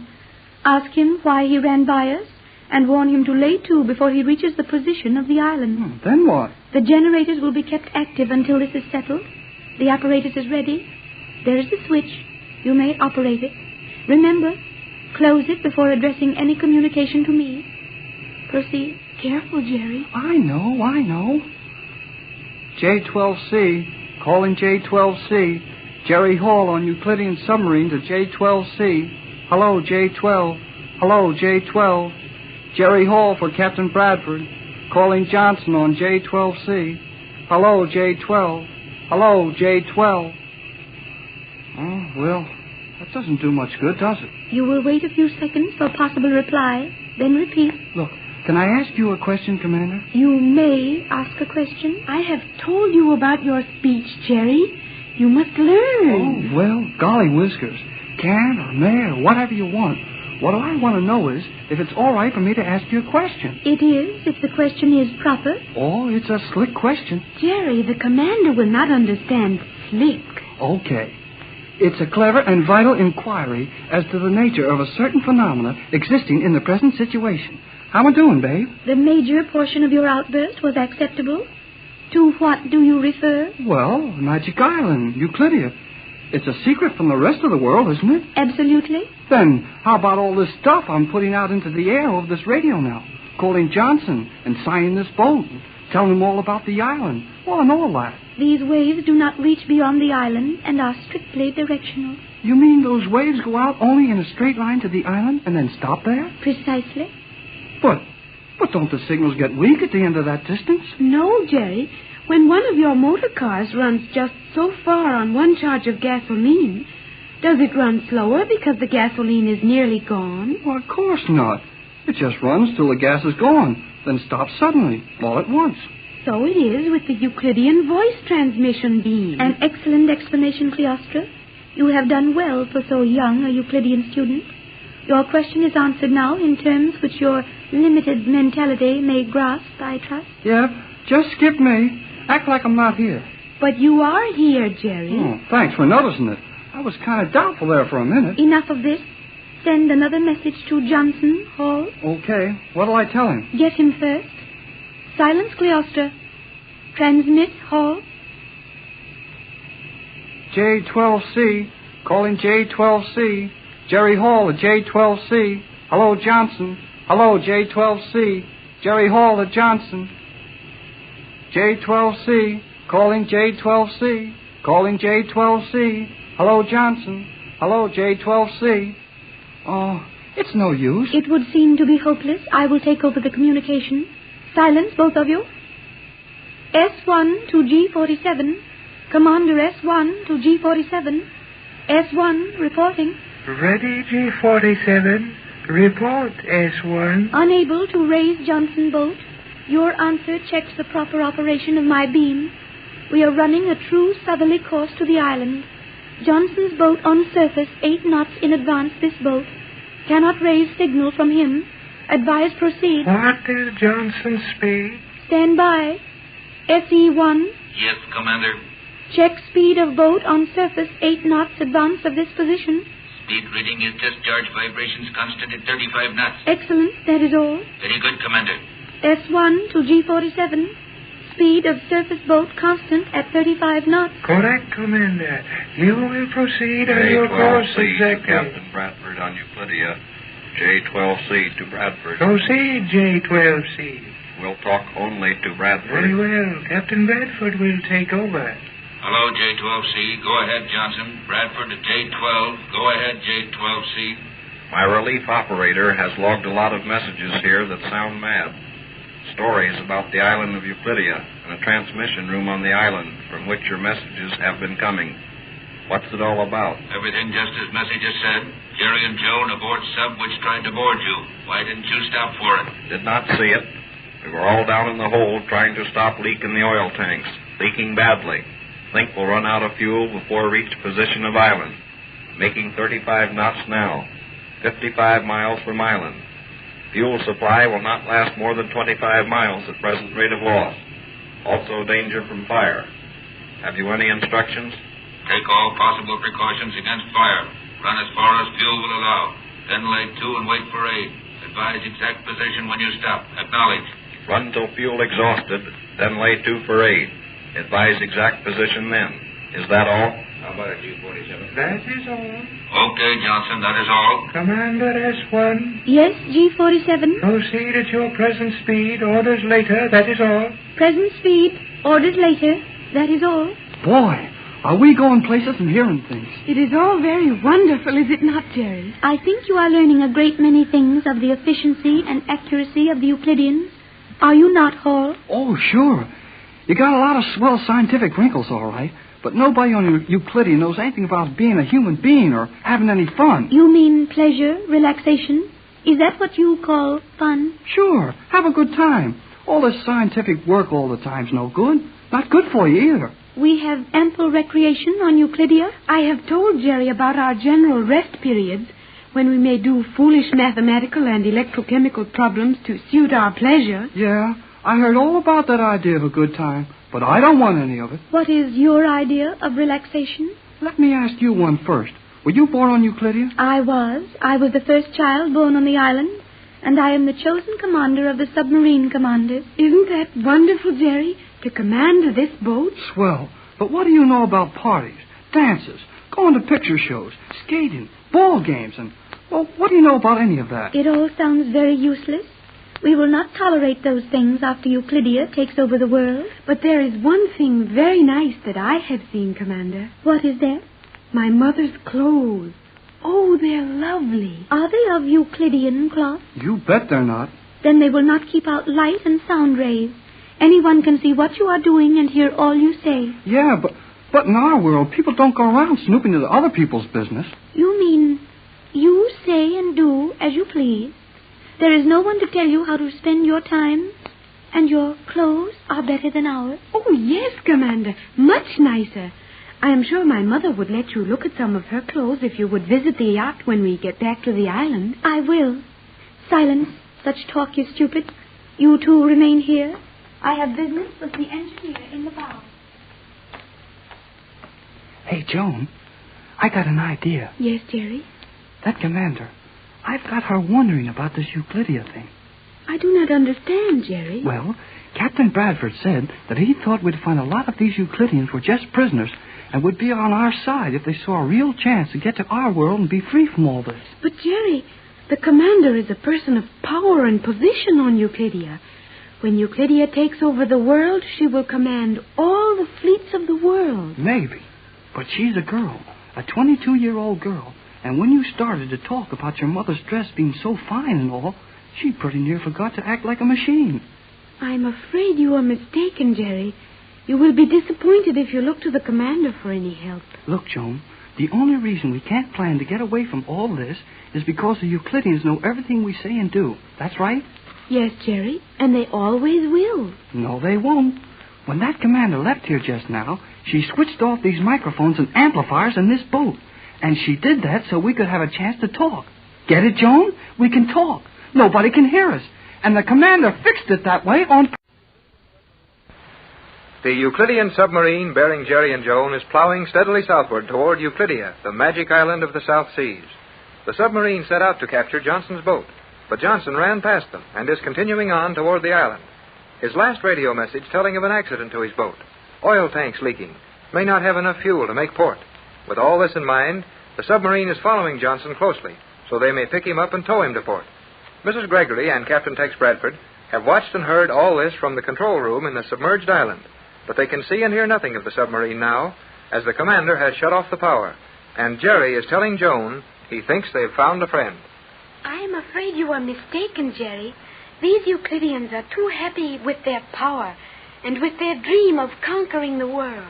But I tell you, I know what I'm talking about. Now listen, Joan, when that woman commander left us here in the central control section and went up forward there to talk to that engineer, she cut off all the gadgets that pick up our voices and carried them all over the sub, didn't she? Yes, Jerry, but that was only done to conserve the power.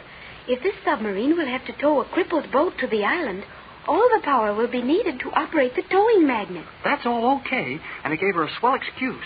But I'm telling you, she wanted us to have a chance to plan something about what we're to do when we get to Johnson's boat. Even if that were true, Jerry, there is nothing we could do of any value. We will tow Mr. Johnson to Euclidia. His boat will be captured with all on board, and Captain Bradford's formula will fall into G47's hands. Oh, gee, I forgot the formula for a minute.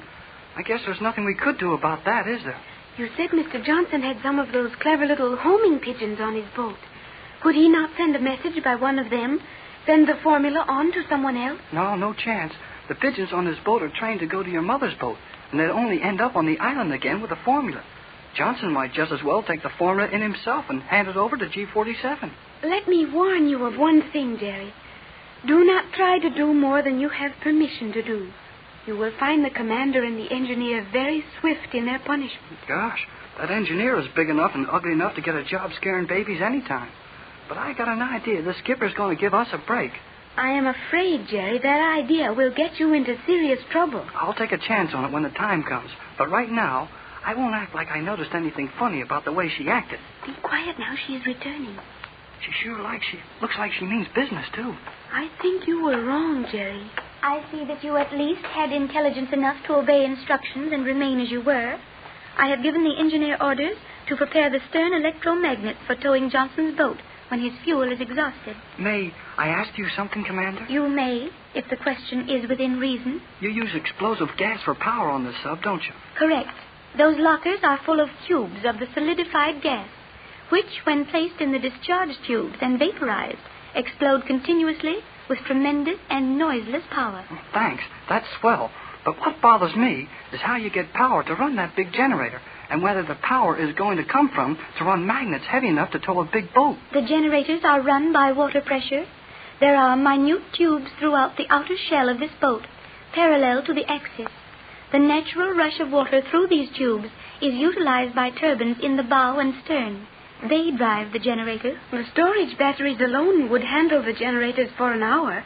Is that not so, Commander? Precisely. But, gee, don't you lose a lot of speed by having those tubes pick up all that water? The loss is 15%, negligible compared to the amount of current generated. Boy, oh boy, this is really a submarine. You will see the magnets working very shortly. Are we close to Johnson's boat? It is difficult to get the exact range now. His motors have stopped. Then he has run out of fuel. We may come up to him very soon, then. Will you take this sub up onto the surface to tow him? This is a submarine. It has never been on the surface, except as you saw it standing perpendicularly to act as a conning tower. But how can you hook the magnets on his boat? He has been instructed by G47 to drop an anchor over his bow. We will pick up the anchor with our stern magnets and remain in at least 2 fathoms of water. What will our speed be, Commander, towing that heavy boat? There is no emergent need of speed. We will not attempt more than 15 knots. Golly whiskers. I think that's pretty fast for a submarine to tow a 100-foot cruiser with a magnet on its anchor. It will not be difficult. There is a discoloration in the water, Commander. Excellent, SE-1. We will observe it closely. Maintain speed and course. Maintain speed and course. Due south. 25 knots. Now we will check on this discoloration in the water. Hey, wait a minute. You're not going to open a hole in the wall of this thing, are you? Jerry, be quiet. Certainly I am, but have no fear. You will not drown. If your powers of observation were worthy, you would see that I am opening a small slide in the inner shell. So. Then a mere slit in the outer shell. And there we have a small stream of water passing through that channel and continuing harmlessly out of the stern turbine exhaust. Gee whiz. Is it not wonderful, Jerry? It sure is. Yes. So SE-1 was right. There is a distinct discoloration in the water. Oil. Fuel oil for diesel motors. We are following exactly in the wake of Johnson's leaking fuel tank. There.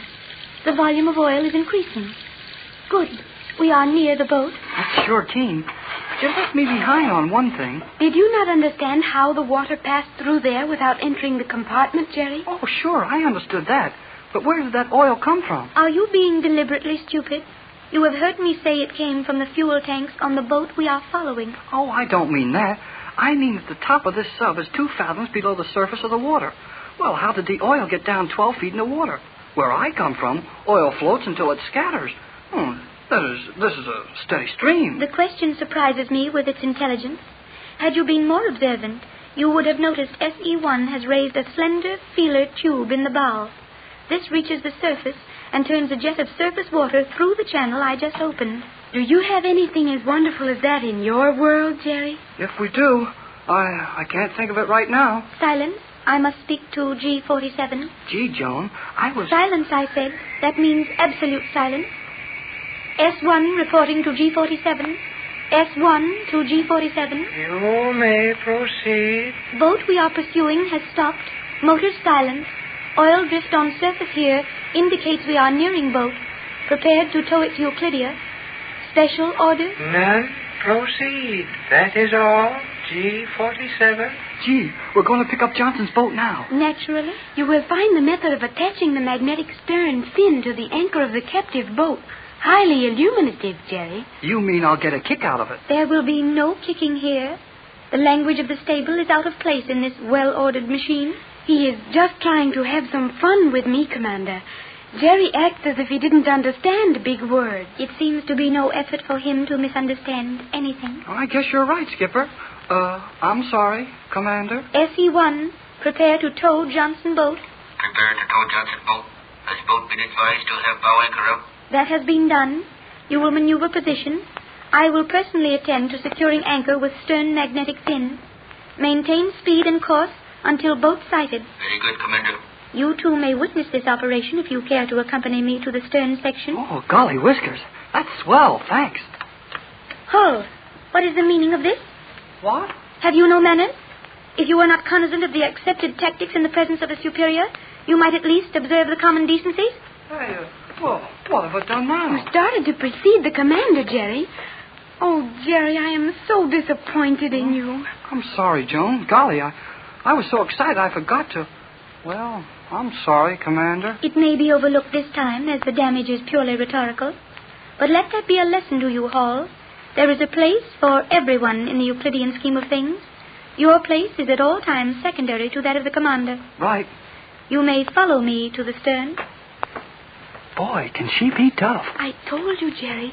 You made a mistake about her. I guess I did. You will sit there, Hall. Remember that the magnetic paint on your hands and shoes is still active. Okay, I won't get funny. You there, Cleostro. Thank you, Commander. You will remain silent. You may see all that is of interest through the transparent shell. Boat dirty set. Side draft. We will clear it. Excellent.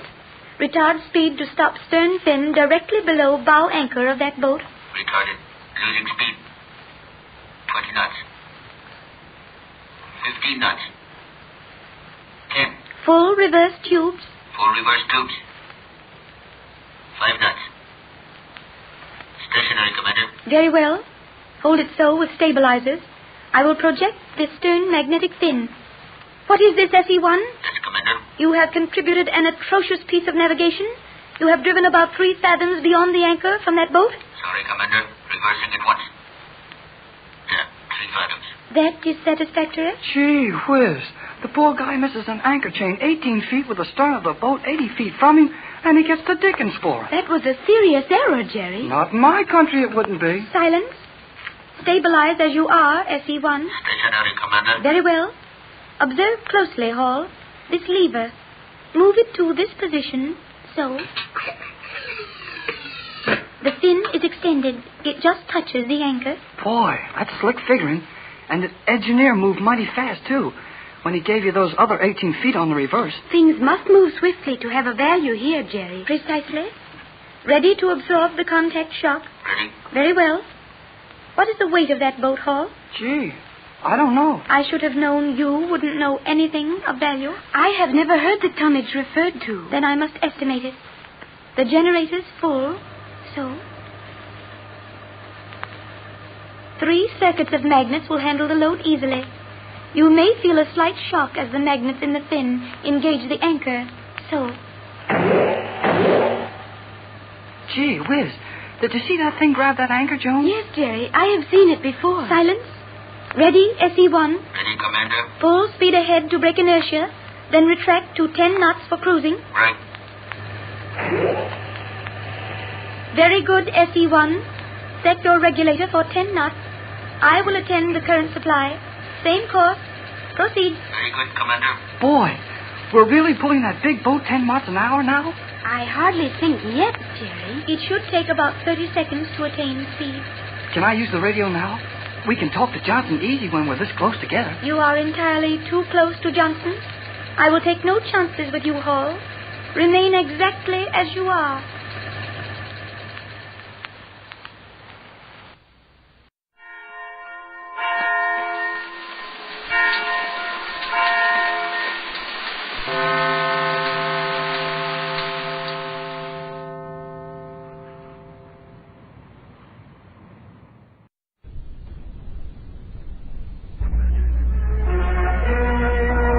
When a man has learned how to do something, he wants that something to be important and needed and wanted in the world. Well, progress tends to eliminate various old necessities and replace them with new ones. And sometimes people are unwilling to change. Once upon a time, there was the occupation of buggy whip maker, for example. And I wonder how many people today make their living chipping flint points for arrows. Various professions have been eliminated, and various others will be, by automation, by other forces of society. But sometimes an individual fights back, and that can cause trouble. Who's there? Who is standing there? Excuse me, sir. Come forward. Out of the shadow where I can see you. Oh, yes, sir. I didn't mean to frighten you. Who are you? My name is Morrison. I've never seen you before. What do you want? The robot down the highway said that I would find the owner of this dome in the garden, but I couldn't hear what else it said. It's rusty. Is it? I must see to it. Although it would really be wasted effort. You're the first visitor to this home in, must be 6 years, or perhaps it's 7. I wanted the robot to tell me if this was the dome of Cran. Yes, I am Cran. Oh. Come. Can't you see I'm wearing a very thin robe? The wind up the canals is sharp this time of evening. Oh, please don't be angry. I need your help. You need my help? You are a doctor, aren't you? What? Are you a doctor? My child, I am the last physician alive on all the planets of the human race. The last except for Targ, whose name you also saw in the card index. But he is senile, and he lies on his couch all still. My sister is sick up on the mountain. Yes, I believe I have the signal honor to be the last physician among the race of men. Poor Targ, a hopeless case. He couldn't attend the ceremony that was 10 years ago, on my 125th birthday. Very impressive. Oh, please listen, Cran. My sister is sick. Thousands of people, educators, dignitaries honoring me, the last of my kind. The sad thought. And it's not right. I thought it wasn't right at the time. My profession goes back to the beginnings of recorded time. And then suddenly we're no longer needed. Turned out with a medal and a statue and a thank you. Oh, Clan, what must I do to make you understand? Let go of my arm. My sister is sick with some kind of disease. It's impossible, my child. I knew you wouldn't believe me. I just knew it. Disease has been destroyed. That doesn't change the fact that my sister is lying up on the mountain with her skin hot as fire 1 hour, as cold as ice the next. She trembles and she moans. Oh, Tom. Young woman, is your sister expecting a child? If so, she should report immediately to the Automation Hospital. There's one down the road. Start with the finest obstetrics. There is no child. She's just sick. I refuse to believe that. Oh, all right, then. I'll go back and watch her die, then. Wait a moment. I would help you if I could, but I haven't had a case since I was 40 years old. There's been no need. I know all that. I went to school once. Disease is an outmoded concept. Chemotherapeutics long ago rid the human strain of its infirmities, cleansed the planets of illness. Psychotherapeutics cleanse the minds of men. To sickness is obsolete. So all you care about is that my sister violates all your rules. Perhaps it is natural death. Perhaps you should have taken her to the geriatric mortuary. We have not obliterated death, you know. And if she's quite old, perhaps it's time for her to go to the machine. My sister is 28 years old. Oh, I see. How far is the city? Maybe if I go there, I can find someone who won't laugh at me. Wait. Please, come inside. So that you can joke with me again? Be silent. Come inside. A little light, please. Pass your hand along the wall of the dome. There, that's better. Now sit down. Oh, I'm going to the city. If I find someone there... Oh, will you be silent? I'm trying to help you if I can. I don't know what I can do. It's been many years, but I'll try. Now, sit down. All right. How long has your sister been in this condition? For 8 days. What are the, I've forgotten the words. Yes, the symptoms. Oh, she's hot and cold and turned. She doesn't recognize me. Oh, she coughs and coughs. Good heavens. What's wrong? It sounds like some sort of primitive illness. At the end of my practice, my last patient was a complex of neurogeriatric syndromes. I studied nothing but multiple ills. And then when the last of those were wiped out by the new drugs and the new techniques, why, I simply had to quit. But a primitive disorder. I've bothered you for nothing. What do you mean? I'm going to try, certainly. What good will that do? My child, I am a physician, and it is my duty to try. That much I remember. Come now. I think my unicar is still working. You'll have to direct me to the mountain to your sister. The man has really forgotten his trade. He can still feel terrible resentment. Oh,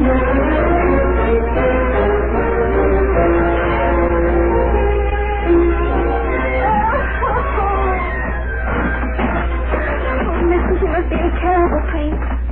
Ah, is so steep. I'm not used to it. No, but it's just a little further. We're almost to the dome. Why do you believe in such desolate place? Well, our father built his hydraulic sheds up here because he disliked the city. When he died, we had to stay here because we didn't know any other place to make a living. We're here. Open the door quick. Put on the light. We don't have atomics, just a small generator for electricity. Well, that'll have to do. Now, let me have a look at her. Oh, yes, you're right. Her skin is burning. Oh, Neela, can you hear me? I brought a physician. It's no use. I've forgotten the simplest words. What is it? Oh, yes, now it comes back to me. She's delirious. Bring the table closer. Now, do you know how to load one of these viewers? I'll try. Set the viewer on the table. The text on the film, if I remember rightly, contains close to 1 million diagnostic patterns. Now, just get the spool under the sprockets. Oh, I think I see how to do it. Now, young woman, Mila, that's your name, isn't it? Open your mouth for me. Come now, open it. Yeah, that's it. Now open your eyes. Then I'll have to do it myself. There. The pulse. Now, where's the pulse? The arm. Yeah, no, that's not it. Lower. The text is on the viewer. All right, I'll code the symptoms myself. Do you know what's wrong? Can you help us? To answer your first question, no, I don't know what's wrong. To answer your second, I will only know whether I can help her if the viewer finds a diagnosis for me after I code the symptoms. Now, if there is medication prescribed with the diagnosis, and if by chance I still have that medication in my kit, there might be a chance. Why did it have to happen to her? Why, indeed. The learned men of all planets would doubtless be curious to know the answer also. Yes, let me sit that down at the view. Let's see. First symptom, fever. Second symptom, inflammation of the throat cavity. Third symptom, advanced olfactory congestion.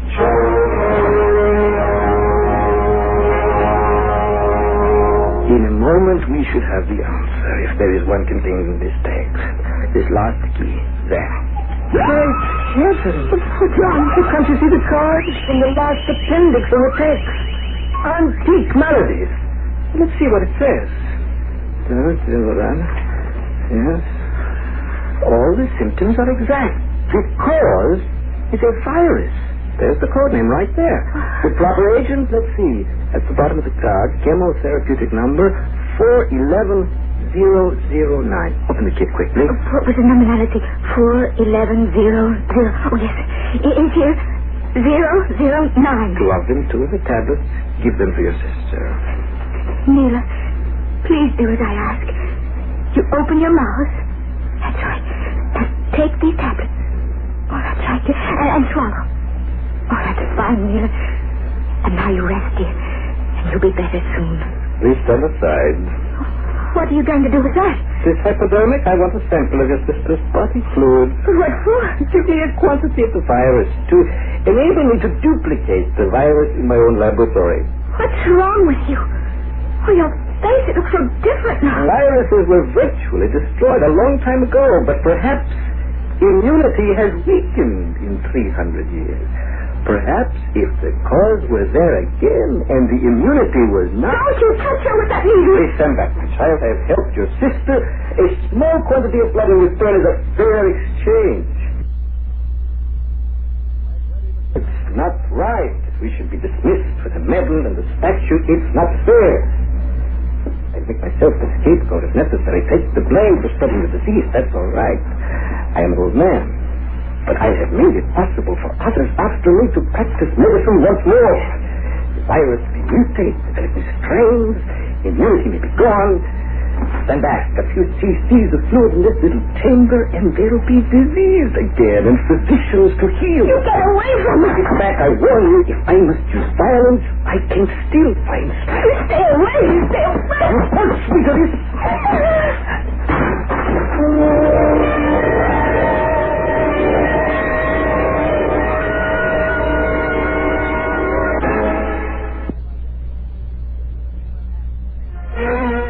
When a man is retired from his business, it's one thing to know that the business is still going on, that the business itself has not been retired.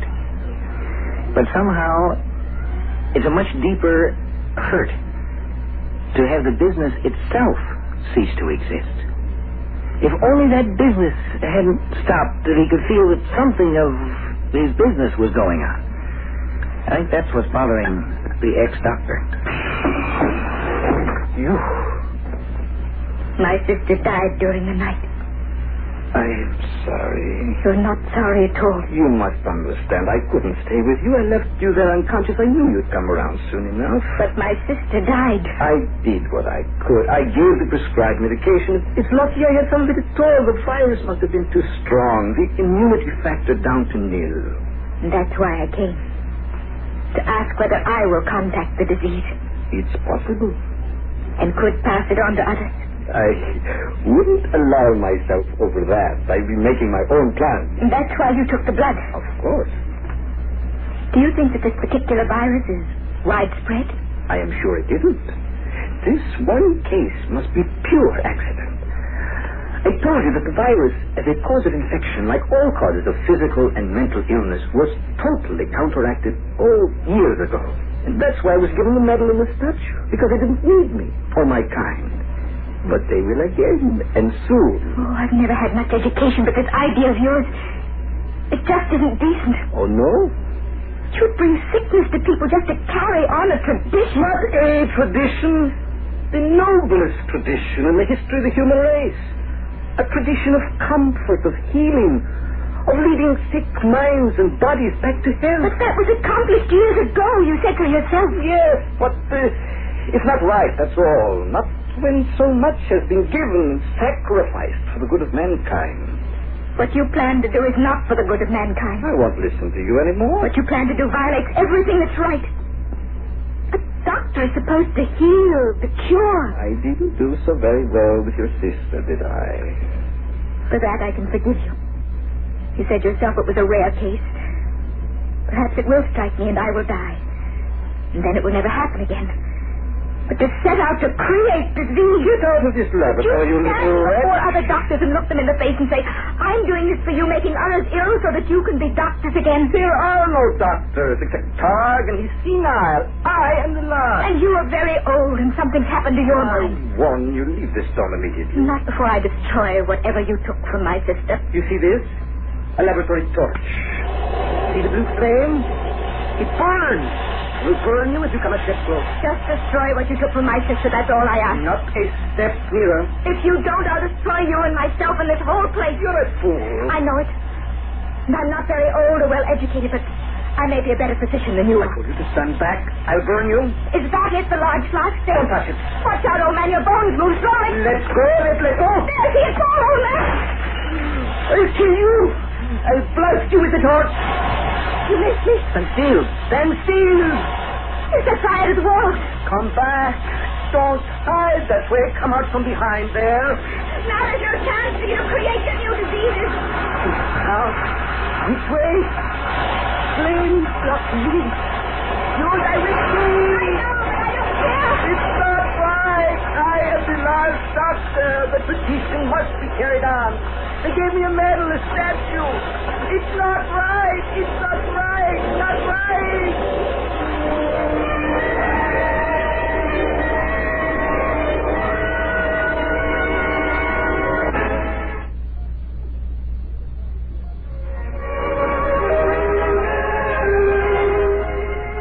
You know, if you're looking for a more secure and stable world in the future, I'm afraid you're in for unhappiness and disappointment. The world of the future is going to obey the ancient law. Change. Learn. Find a new and better way. Because the old way always turns out to be a little inadequate. There is nothing that's perfect. Let's go to work and find a better one. It's the whole point of progress. Do a better job than we've ever done before. And you know, when an occupation, when a profession, when a tradition dies, it served a purpose. The purpose does not die. That goes on. And that's what the old doctor didn't recognize. The purpose was to serve human life. And that went on. And always will.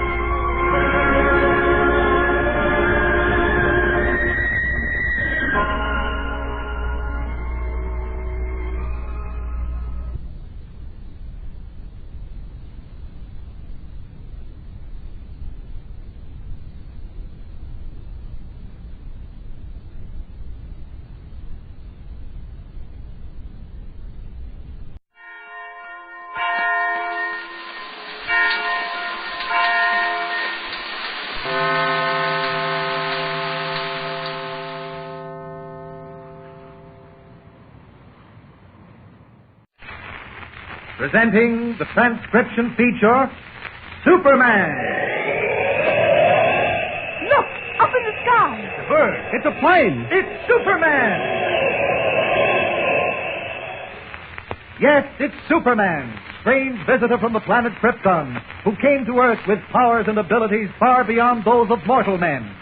Superman, who can leap tall buildings at a single bound, race a speeding bullet to its target, then steel in his bare hands, and who, disguised as Clark Kent, mild-mannered reporter for a great metropolitan newspaper, fights a never-ending battle for truth and justice. But before we join Superman, listen. And now to our story. When Jimmy Olsen found a silver arrow buried on Tumbleweed Jones' ranch, things began to happen. The arrow was engraved with a riddle in rhyme. If he who finds it has no fear, he'll search the stream neath the galloping steer. In the deserted ghost town of Dead Man's Gulch, Kent, Jimmy, and Tumbleweed found the second arrow, which in turn led to a third. Having learned from an old prospector known as Hopeful Jake that a legendary character called the Silver Arrow once roamed Lost Valley, Kent is certain the carefully hidden arrows with their mysterious rhymes must lead to something important. But evidently others have the same idea. Some very active ghosts have suddenly come to life in Dead Man's Gulch. First, Kent and Jimmy were almost trapped in a cave by a man-made landslide. Then Tumbleweed was struck from behind and left roped and gagged in one of the ghost town's deserted shacks. To cap everything, a mysterious tapping led our friends to the second floor of the shack, where they found a young girl bound to a chair. Strangely enough, she was wearing as a hat ornament a duplicate of the 3 silver arrows. As we pick up our story, we find Kent about to question her regarding it. Listen. Now, this silver arrow, Mary, do you mind telling us where you got it? Well, not at all, mister. What was that? Look, over there on the wall. I'll be a bobtailed cayuse. It's another silver arrow.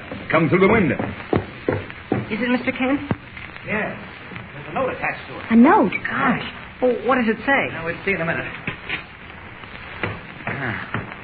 Hold that candle up, Jimmy. Yeah. That's it. Well? Now, wait a minute, Jimmy. It's written in pencil, and it's a little hard to decipher. The handwriting is childish. Come a little closer with the candle, here. Yeah. That's better. Maybe I can read it, Mr. Kent. I teach kindergarten back east, and I'm accustomed to children's writing. Oh, you probably can. Here. Oh, no child ever wrote this. It's the handwriting of an old man. Oh, can you read it? I think so. Now, let's see. Leave now and don't never come back. Give up looking for more silver arrows, or you'll be finding them in your back.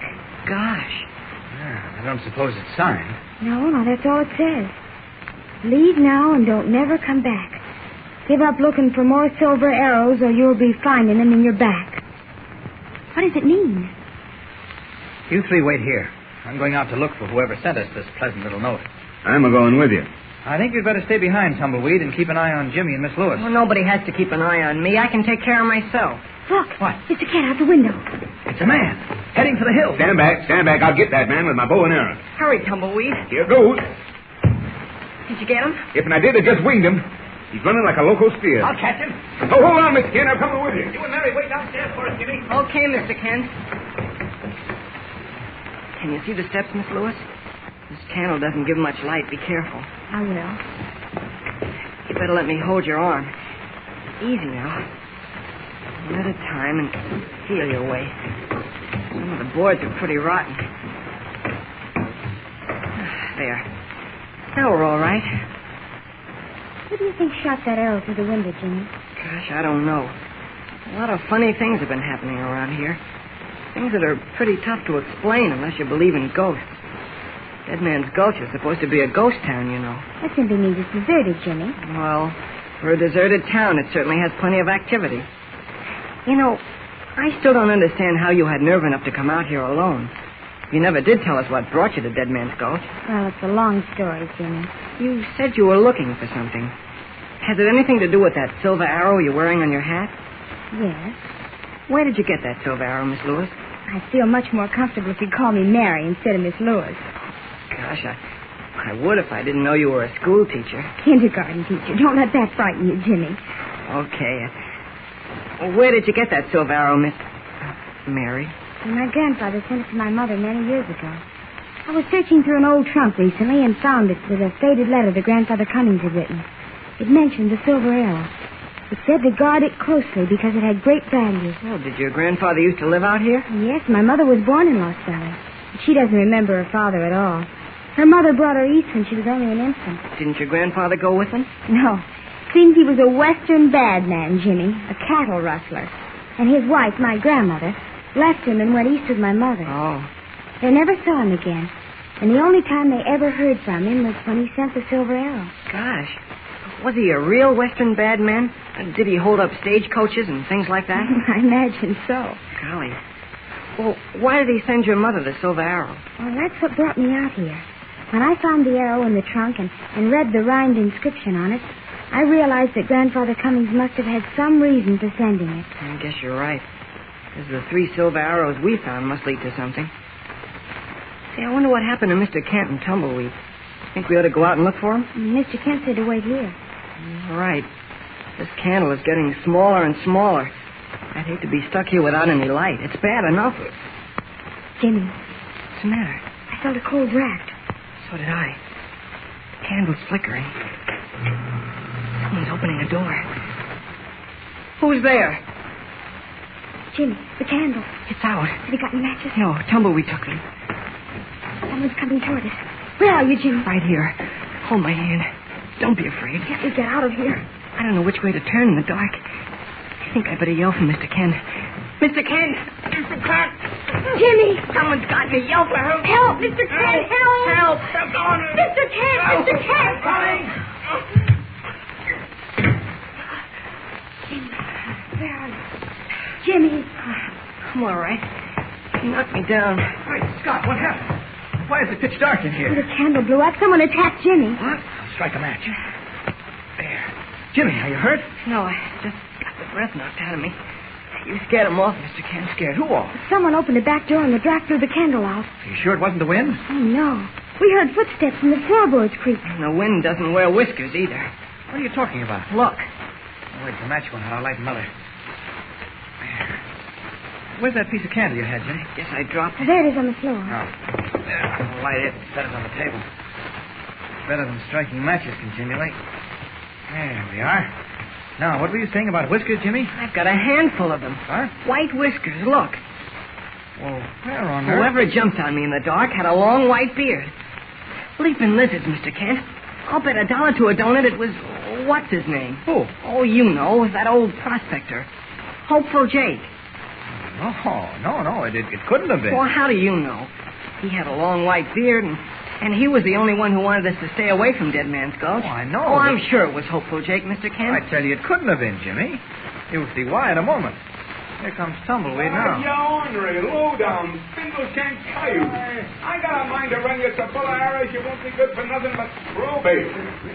Get inside there before I lose my temper. Get. Why, it's Hopeful Jake. You ain't got no call to treat an old man this way, Tumbleweed. All I done was play a little joke on you. We don't take a hankering to them kind of jokes, you spavined old wheezebox. There. Now do you see why the bearded man who attacked you couldn't have been Hopeful Jake, Jimmy? Wait a minute. I'm not quite sure. Hey, let go of my beard. Oh, you're right, Mr. Kent. It's a different beard. What's going on here? Why, someone attacked Jimmy and Mary while we were chasing Hopeful. Jimmy wrestled with whoever it was and managed to pull a handful of hair out of his beard. Why, you mean to say there's another loco bearded hombre loose in the gulch? Yeah, that's what it looks like. I told you, I warned you it ain't safe to go messing around in no ghost town. Nobody is asking you for no opinions. If it ain't safe for us, it ain't safe for you neither. Is this the man who shot the silver arrow into the window? Yes.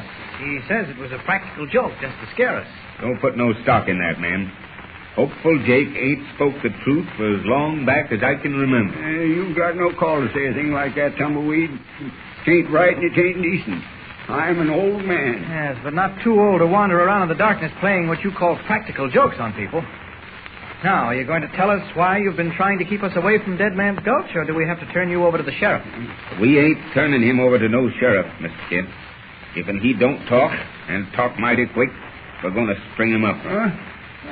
Maybe you're right, Tumbleweed. That would be the easiest way. No, you can't do that. It's against the law. The law won't have no part of it. We'll just heist you up and let the buzzards pick your skinny carcass clean. Get the rope off on my saddle, Mr. Kent, and we'll... I'll talk. I'll tell you everything I know.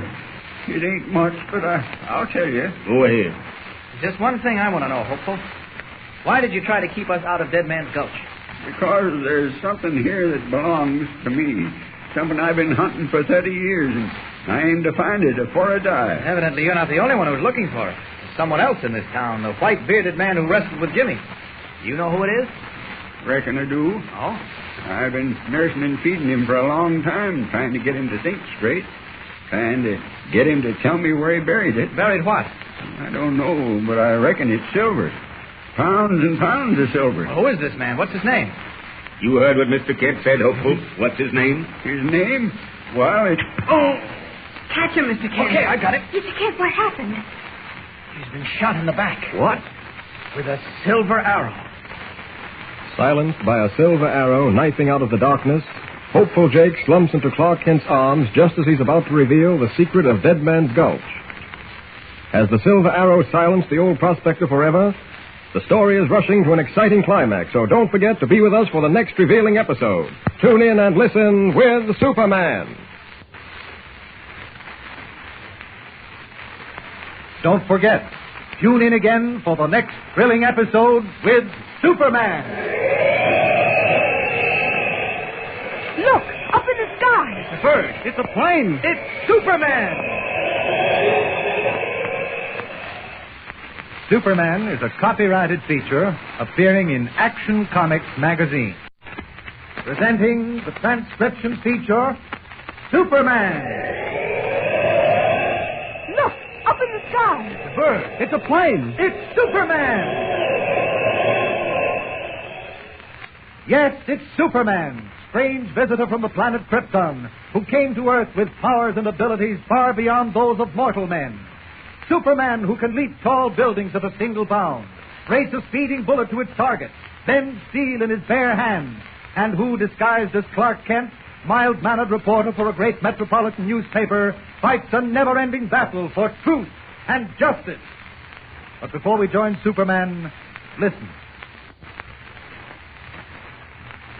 And now to our story. The mystery of the silver arrows is fast drawing to a close. When Clark Kent and Tumbleweed Jones captured the old prospector, Hopeful Jake, they learned why he had been trying to scare them away from the ghost town of Dead Man's Gulch. Eerie shadows danced on the dust-laden walls of the ghost town shack as Hopeful began his rambling story. Suddenly, a silver arrow whizzed out of the darkness and struck him in the back. As our story continues today, Jimmy, Tumbleweed, and Mary Lewis are seated in the parlor of Tumbleweed's ranch house, while Clark Kent and the doctor are in the adjoining bedroom with a seriously injured old man. Listen. 10:30. They've been in there a long time. You reckon old Hopeful's done for? I don't know, Tumbleweed. That silver arrow was sharp. I don't generally ask for much, Jim, but I'd give plenty to get my hands on the ornery, low-down, sneaking son of a mangy coyote who shot that arrow into old Hopeful's back. I'd give him a taste of arrows he wouldn't be likely to forget. You changed your tune, Mr. Jones. Back at Dead Man's Gulch, you were ready to string that poor old man up on the nearest tree. Oh, Tumbleweed didn't mean that, Mary. Well, he wouldn't hurt a fly, let alone an old fella like Hopeful Jake. Hold on, Jim. I can draw my own bow. In the first place, ma'am, nobody calls me Mr. Jones round these here parts. The name's Tumbleweed, and that's the whole of it. No mister and no nothing. In the second place, Jimmy here had a bead on the target. I wouldn't string nobody up, even if it meant losing both arms and a leg. But old Hopeful didn't know that. Leastways, he didn't stop to think much about it. Tumbleweed just wanted him to talk. That's why he threatened him. Well, he talked, and you see what happened. Yeah, if I could have put my hand in front of that there silver arrow and stopped it, ma'am, I'd have done it. I'll keep a close watch, Doctor. I can't tell you how much I appreciate your getting down here as fast as you did. I'm glad I was able to, Mr. Kent. Well, good night, Tumbleweed. Good night, everyone. Good night, Doc. Good night. Much obliged. Well, what's it going to be, Mr. Kent? A tough battle for Hopeful, Tumbleweed. That arrow went deep. He's not a young man, you know. Dr. Mallory thinks he has a chance. I hope he pulls through. Oh, so do we all, Jimmy. For more reasons than one. Well, why don't you turn in, Mary? You look tired. Oh, I'm all right. Well, I think it might be a good idea if we all turned in. I'm going to sleep right here on the sofa. Oh, no, you ain't. Well, I have to, Tumbleweed. Dr. Mallory said to stay close by Hopeful in case he comes out of his coma. If anybody's going to bunk on that there horsehair sofa, it's me. Why? For the plain and simple reason that you need a good night's rest. And that old lumpy sofa ain't fit for man or beast to flop on. Oh, I think you're being very silly, Tumbleweed. I don't mind at all. Well, I do. And since these here are my diggings, I reckon I got the right to speak my piece. I'm sleeping on the sofa, and you and Jim is going over to the bunkhouse. Well. The lady's got a room all fixed upstairs. Hey, you see, it pays to be a lady, Merrick. You don't have to sleep on the sofa or in the bunkhouse. You're fancy. Ain't nothing fancy about it. I could probably sleep on iron spikes tonight. If it's that bad, good night. We'll see you in the morning. Which room is mine, Tumbleweed? Right up the head of the stairs. I'll take you out. Oh, no, don't bother. I'll find it. Good night. Good night. Good night, Mary. Don't forget to wake me. If you don't, I'll sleep right into next week. Oh, I'll see that you're awake and bright and early. Okay, good night. Good night. You know, I can't rightly figure her out. She kind of puzzles me. Oh, I think she's swell. You'd never believe she was a school teacher, would you? Why not? Do school teachers grow horns and breathe fire? Oh, you know what I mean. All I know is that you made a silly, unthinking remark. What puzzled you, Tumbleweed? Well, I don't know. Do you think that yarn she told Jim about her grandpa is on the level? Well, I'm sure it is. After all, she has a silver arrow exactly like the first one Jimmy found, with the same rhyme engraved on it.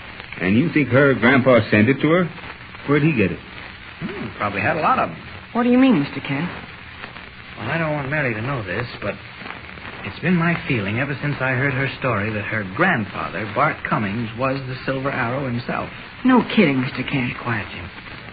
I may be wrong, but everything points to that. You remember the story Hopeful told us about the silver arrow? How he was supposed to have been a Western bad man who reformed? Well, that fits the description, doesn't it? Well, it does in a way, Well, but... as I say, it's just a hunch I have. However, I think we'll find out much more if Hopeful recovers. He knows who the bearded man is, the man who attacked Jimmy. He'll probably be able to tell us where to find him. What if Hopeful doesn't recover, Mr. Kent? Well, in that case, we'll just have to carry on without his help. As a matter of fact, tomorrow morning we should follow the instructions engraved on that last arrow we found and see where it brings us. Well, let's turn in. I wish you'd let me sleep on the sofa, Tumbleweed. Yeah, nothing doing. Well, all right. Look in on Hopeful, though. If he becomes restless, give him one of the pills Dr. Mallory left. They're on the table next to the bed. Good night, Tumbleweed. Good night. Good night, Jim. Good night. Stripping off his boots, Tumbleweed tiptoes to the door of Hopeful's bedroom, looks in, and then stretches himself out on the horsehair sofa. Only the ticking of a clock breaks the dark silence. Slowly, the hour hand circles the face again and again, until the first gray streaks of dawn fan out across the horizon. Off in the distance, a cock crows. The black shadows of night vanish, and the sun comes up like a ball of living fire, rising higher and higher in the heavens. A short distance from the entrance to the cave of the Buffalo Bones, Kent, Jimmy, Tumbleweed, and Mary Lewis wilt in its blistering heat as they try to unravel the clue written on the third silver arrow. I give up. There ain't no place, nowhere, without that boiling sun don't shine. Now, take it easy, Tumbleweed. Let's study the inscription on that arrow again. You got it, Jimmy. Read it once more. Okay. Pace 7 to the south and 6 to the east. Shoot this arrow where the sun shines least. I've done all the pacing I'm a-going to do, Mr. Kent. The sun don't shine least no place, and that's the whole of it. I'm afraid Tumbleweed's right. The only place this blazing sun doesn't shine is inside that cave. Mary, you've got it. What's she got? Sunstroke? Oh, we're just stupid, that's all. Why didn't one of us think of that before? Think of what? The cave. The sun doesn't shine in there at all. Well, I'll be hog-tied. Gosh, do you think... Now, wait a minute. Where's that spot we marked after we paced off the 7 and 6? Right here. Yeah. Well, I've been standing on it for an hour looking for some place to shoot this consarned silver arrow. Well, you'll get a chance now. Can you see the entrance to the cave from where you're standing? No. I reckon that kind of messes up the idea. No, it doesn't. Can't you see any of the entrance? Well, just a slit kind of over to the left there. Well, shoot the arrow through that slit. Shucks, it ain't no wider than a man's finger. Shoot the arrow through. Well, no hombre can get hung for trying. Stand back. You did it, Tumbleweed, right through. Now, let's see what happens. Come on. Well, it seems awful silly to me. Like playing parlor games. There's the arrow stuck in the ground just inside the cave. Wait a minute. Jimmy, leave it there. Marks the spot. What spot? I don't know, but we'll find out. We've got to dig. For buried treasure? Is that it? Is that what you mean? Ah, look at what you done, Miss Kent. You got Jim all head up about buried treasure. This ain't pirate country. That old prospector Hopeful said there was silver buried somewhere. Pounds and pounds of it. Oh, Hopeful was just babbling, ma'am. Like his panning for gold. Ain't nary a speck of gold in these parts, but Hopeful keeps right on panning and hoping. Well, we got this far, Tumbleweed, so we might just as well go a little further. The only problem is, what are we going to dig with? Might be something back in the cave. I'll have a look. You got that flashlight we brung along, Jim? Sure. Here. Thanks. I'll see if I can locate some implements. Okay. Mr. Kent, do you really think this is the treasure spot? I don't know, Jimmy. Gosh, what do we do if we find millions of dollars worth of silver? We'll decide that after we find it. Tumbleweed? Yeah? Anything doing? No, yes. Hey! Tumbleweed, what happened? Tumbleweed! Something's wrong. You two stay here. I'll be right back. Tumbleweed! Why, Tumbleweed! Down here, Miss Kent. You watch that hole. I will clean to it. What hole? Oh, I see it. Here, reach your hand up. Say, some hombre's been living down there. He's got a cook stove and grubbing. Well, I'll be a ring-tailed coyote. What's the matter? There's a mess of them silver arrows down here. What? About 50. Here, give me a hand. I'm coming up. Run out of bed. Okay, I got you. Hey, look at them arrows. Well, you can't look on account of it's dark, but come on out in front. Okay. What happened, Tumbleweed? You're all covered with dirt. Oh, that ain't nothing. Look at what I found. Silver arrows. Lots of them. Did you say someone was living under this cave, Tumbleweed? Yep, cook stove, grub, and everything. And I reckon it's that bearded hombre what shot a silver arrow into old Hopeful. I wouldn't be a bit surprised. Didn't see any shovels or pickaxes down there, did you? No, nary one. Oh, Mr. Kent, I know where there's a pickaxe. An old rusty one, but it might do. Where, Jim? Oh, I saw it in the front room of the old hotel yesterday. Mary and I can go up and get it. All right, go ahead. Come on, Mary. If you see our bearded friend, yell. Oh, don't worry, I will, and loud. Gosh, Mary, wouldn't it be great if we found that silver? Lots of it? Yes, it would. What would you do with it, Jimmy? Oh, I don't know. Give it to a hospital or to someplace for poor kids. I don't know. You're sweet, Jimmy. Oh, heck. That's what anybody would do. I wonder. Is that building up ahead the hotel? Uh-huh. I think the pickaxe was in the front room in a corner. I'm sure I saw it. Oh, watch those steps. Cobwebs all over my face. They're awful, aren't they? Give you the creeps. Oh, there's the pickaxe. I'll get it. It's rusty, but still good. Well, let's go. Jimmy. What's the matter? White as a sheet. Jimmy, look at that old faded picture on the wall. Over there. It's a picture of a man.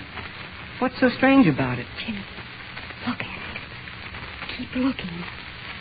The eyes are moving. Well, how would you like to be in Jimmy's place now, staring at an old faded picture hanging on the wall of a ghost town shack, watching the picture's eyes move? Something is going to happen, and happen soon. Will it solve the mystery of Dead Man's Gulch? The next episode winds up the story with an exciting climax, so be on hand to listen in with Superman. Don't forget, tune in again for the next thrilling episode with Superman. Look, up in the sky. It's a bird. It's a plane. It's Superman. Superman is a copyrighted feature appearing in Action Comics magazine.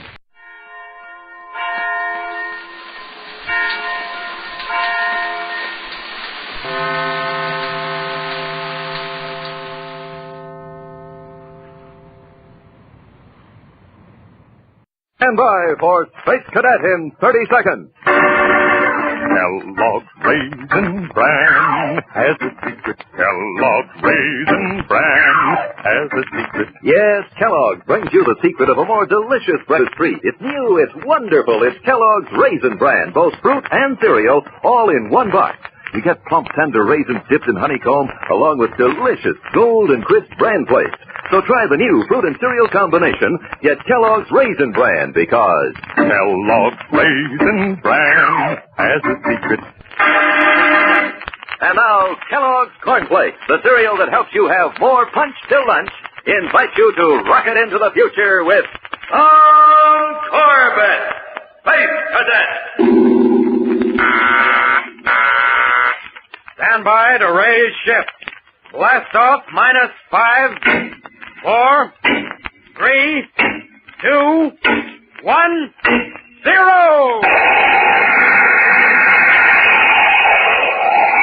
As roaring rockets blast off to distant planets and far-flung stars, we take you to the age of the conquest of space with Tom Corbett, Space Cadet.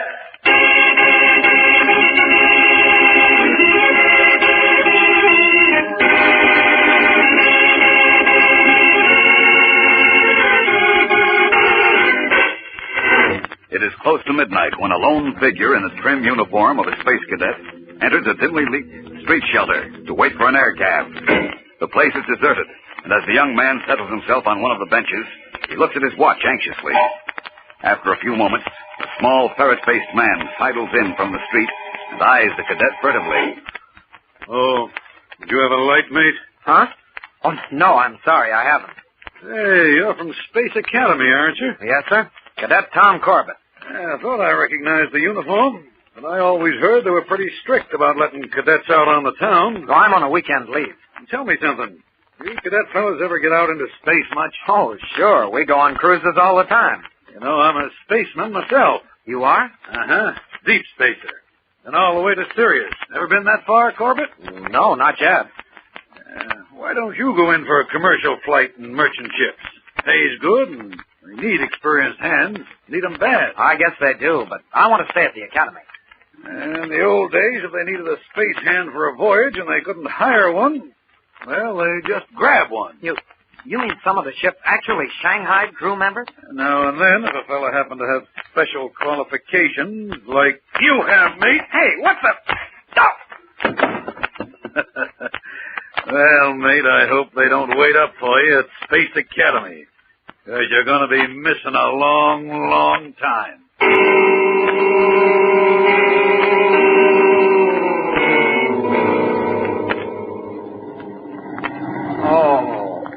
Take it easy, lad. Take it easy.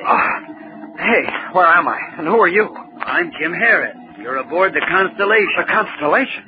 Look, I don't know exactly what happened or how I got here, but I've got to get back to the academy by midnight. Tonight, Sunday. Sunday? Oh, what's so funny? Well, this is already Monday. It's 0700 Earth time. 07. But my leave, I've got to... Say, what happened to my uniform? What uniform? My academy uniform. Don't you understand? I'm a space cadet. Space cadet? Hey, you must have had a worse bump than I thought you had. Stop stalling. I'm Tom Corbett of Space Academy. Now I want to know who took my uniform and put me in these dungarees, and how did I get here? Well, if I were you, son, I'd just relax and have a bite of breakfast. You've got work to do. What are you talking about? You're a member of this ship's crew. We blasted off last night and we're headed for deep space. Great jumping Jupiter. I've been Shanghaied. That's right. And you might as well make up your mind to one thing. You ain't gonna see Space Academy for a long, long time.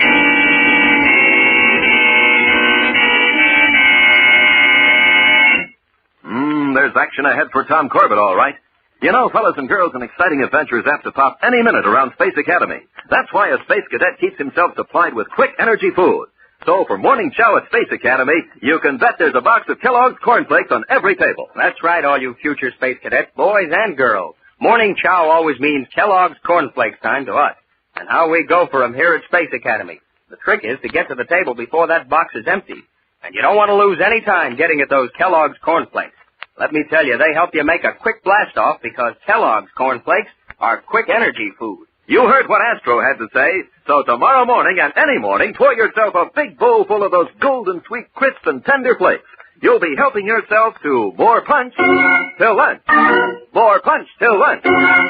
More punch till lunch with Kellogg's Corn Flakes.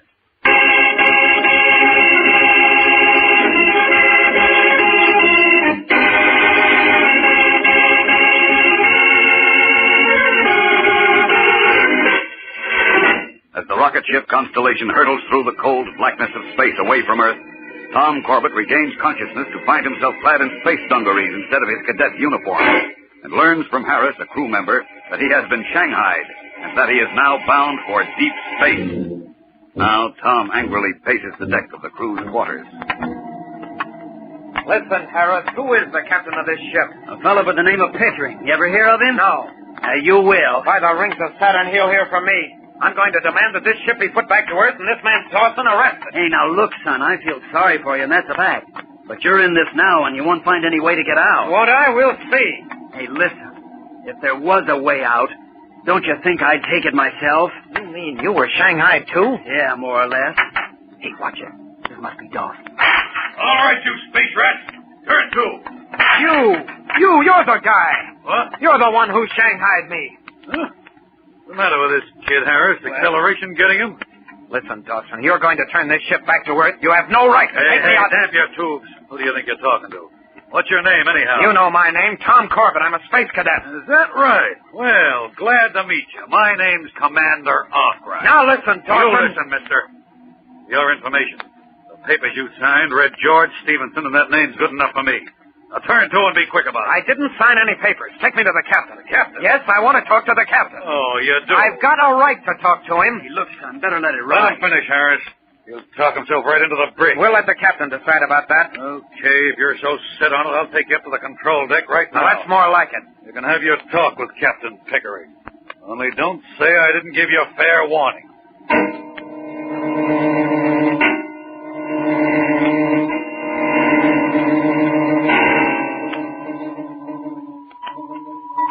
Captain Pickering, Dawson committed a crime in bringing me aboard this ship. You've got to take me back. Lad, I don't like space lawyers on my ship, and I don't like Billy Akers either. Now stow the chatter and get below. But I'm a space cadet. You've got to take me back. This is insubordination, mister. All I'm asking is that you let me contact Commander Arkwright at the Academy. He'll verify my story. That's enough, Mr. Dawson. Take this man below and put him in the brig. Yes, sir. Come on, you. No, I'm not leaving the bridge until you let me call the Academy. I'm not going to be Maybe that'll show you who's running this ship. Now, Dawson, take him below and lock him up.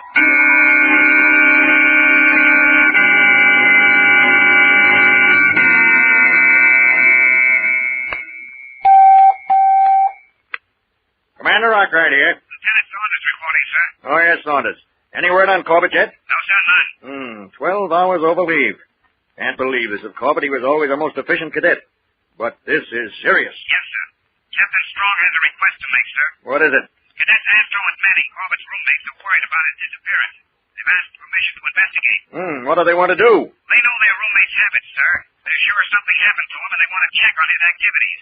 Captain Strong requests they be granted permission. Very well.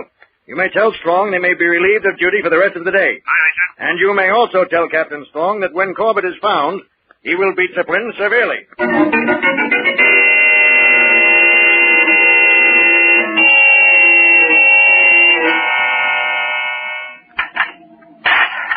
Who's there? Oh, it's me, matey. I brought you some lunch. Oh, well, thanks, Harris. You feeling all right, Tom? Yes, no thanks to the captain, though. Listen, Harris, you said you'd give anything to get off this ship yourself. Yeah, I would. But you can't buck Pickering and Dawson. Well, maybe we can. I got a look at the navigation chart when I was on the control deck. On our present course, we crossed the orbit of Venus. That's no secret. We put in at Venusport for fuel and supplies before blasting off to deep space. That's our answer, then. We'll be there in a few hours. Sure we'll be there. And you'll be here, locked in the brig the whole time. Not if you'll help me. Help you? How? When we land at Venusport, watch your chance and slip open the bolts on that door. I'll get out and find the port commander. Well, then what? He'll arrest Pickering and Dawson, and the ship won't be given clearance to leave Venus. Oh, I don't know. If they ever caught me... As long as you have the run of the ship and keep quiet about it, we can't fail. All right, Tom, I'll do it. Good for you. Now take the tray back and act as though nothing has happened. Yeah, right you are. Just a minute, Harris. Mr. Dawson. Stay right where you are. I was just going to take this tray back to the galley. It can wait. You know, Harris, I didn't think you were so stupid. Stupid, sir? Didn't you think we'd have the brig rigged with a telecam? Great galaxy, then you heard every word we said. Yes, and saw you, too. Oh, no. So you were planning to jump ship, Mr. Harris. No, he wasn't going to desert. And he was going to help you, which is the same thing. So you two don't leave this brig until we've blasted off from Venus. After that, the captain will have plenty of time to figure out what kind of hooks to throw into you. And believe me, they'll be rough.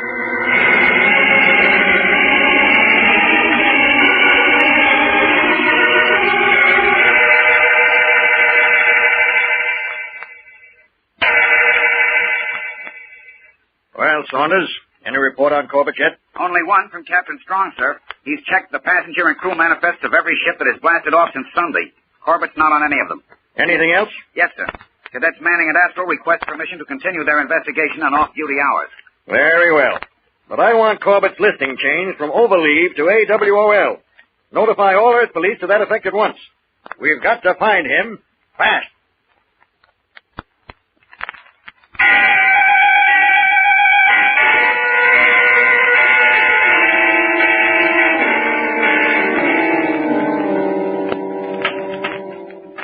Give me a hand with this bunk, Harris. What are you doing, Tom? Trying to rip it away from the bulkhead. Come on. Are you crazy? Dawson is probably watching every move we make. Don't you think I know it? There. I'm getting it loose. Now, come on. Pull. Okay. There. And there's the telecam lens. I thought so. Hey, what are you doing? Tom, you kicked it out. Of course. Now he can't watch us. You're out of your mind. That'll bring him running. Maybe that's what I want him to do. Those are the braking rockets. We're decelerating for the landing. I know, which means we've got to work fast. Once we take off from Venus, we might as well be dead. I'd like to know what you expect to do locked in this brig. We're not going to be locked in here long. Oh, somebody's at the hatch. It's Dawson, I guess. All right, you two. Stay back against the bulkhead. You didn't lose any time getting here, did you, Dawson? What's the idea of kicking out the telecam lens? To make you come in here. I want to talk to you.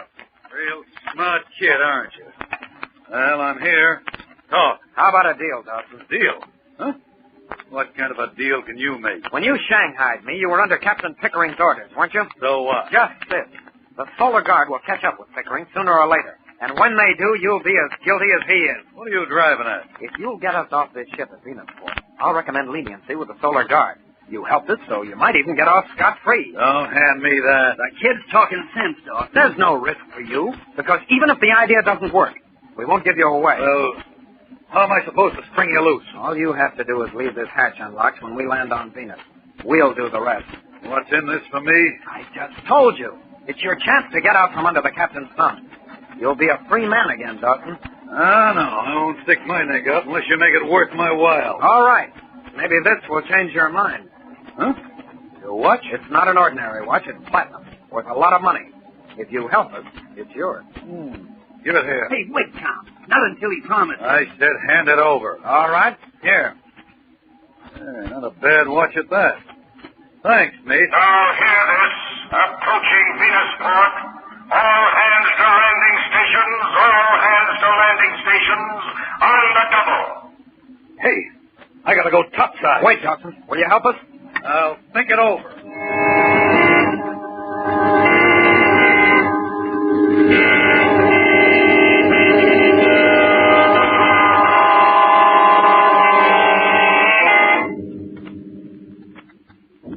What did I tell you, Tom? We've been on the ground for over 3 hours now. How much longer before we blast off again, Harris? 15 minutes. Well, there's still time. Dawson may come back. Not him. He tricked you. If I could only contact the port commander. Well, shaking that hatch won't do you any good. Jumping Jupiter. Harris, come here. Yeah, what's the matter? Look, this hatch isn't bolted. Well, I'll be... Dawson kept his word. What? I sure had that guy pegged wrong. Now, which way is the auxiliary airlock? Down the companionway and to the left. Well, then come on. With any kind of break, we'll be off this ship in 2 minutes.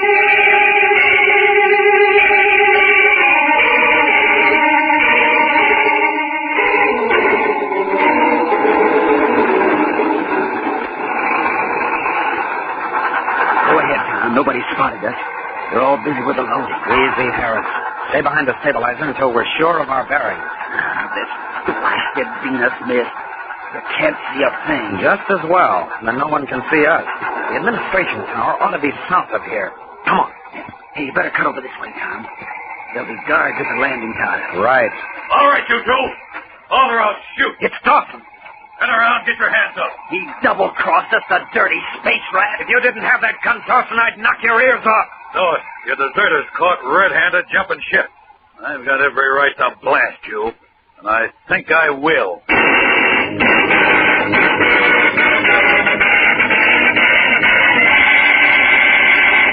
Looks like somebody got some big ideas today. And fellas and girls, here's another big idea. Give Mom the surprise of her life. Get her the big, colorful 10-piece baking set Kellogg's Cornflakes is offering. She'll thank you 1,000 times. You bet your boots. because this baking set is so handy, so useful, it actually makes baking fun. Listen to all you get. The most up-to-date mixing bowl, 4 measuring spoons, all held together so they won't get lost, 4 cookie cutters, and a special bowl scraper. Your eyes will pop when you see the bright, sparkling colors. Sunshine yellows, cherry reds, brilliant greens. They sure will dress up Mom's kitchen. And the mixing bowl is amazing. Made of the newest plastic, so lightweight and flexible, it's easier for Mom or you to handle. Also, absolutely unbreakable. You can even wash it in hottest water. And wait till you see those cookie cutters. Such keen, sharp edges, and such fun. You'll cut cookies to look like hearts, clubs, spades, and diamonds. Mom will thank you, too, for that bowl scraper. Great for beating, scraping, folding. Best of all, you get all 10 pieces of this baking set for less money than the bowl alone would cost. It's a great bargain, and a great way to surprise Mom. Just do this. Send 50 cents in the top from any 2 boxes of Kellogg's Corn Flakes to Kellogg's, Box 926, Toronto, Ontario. That's the top from any 2 boxes of Kellogg's Corn Flakes, and 50 cents to Kellogg's, Box 926, Toronto. But hurry, these baking sets are going fast.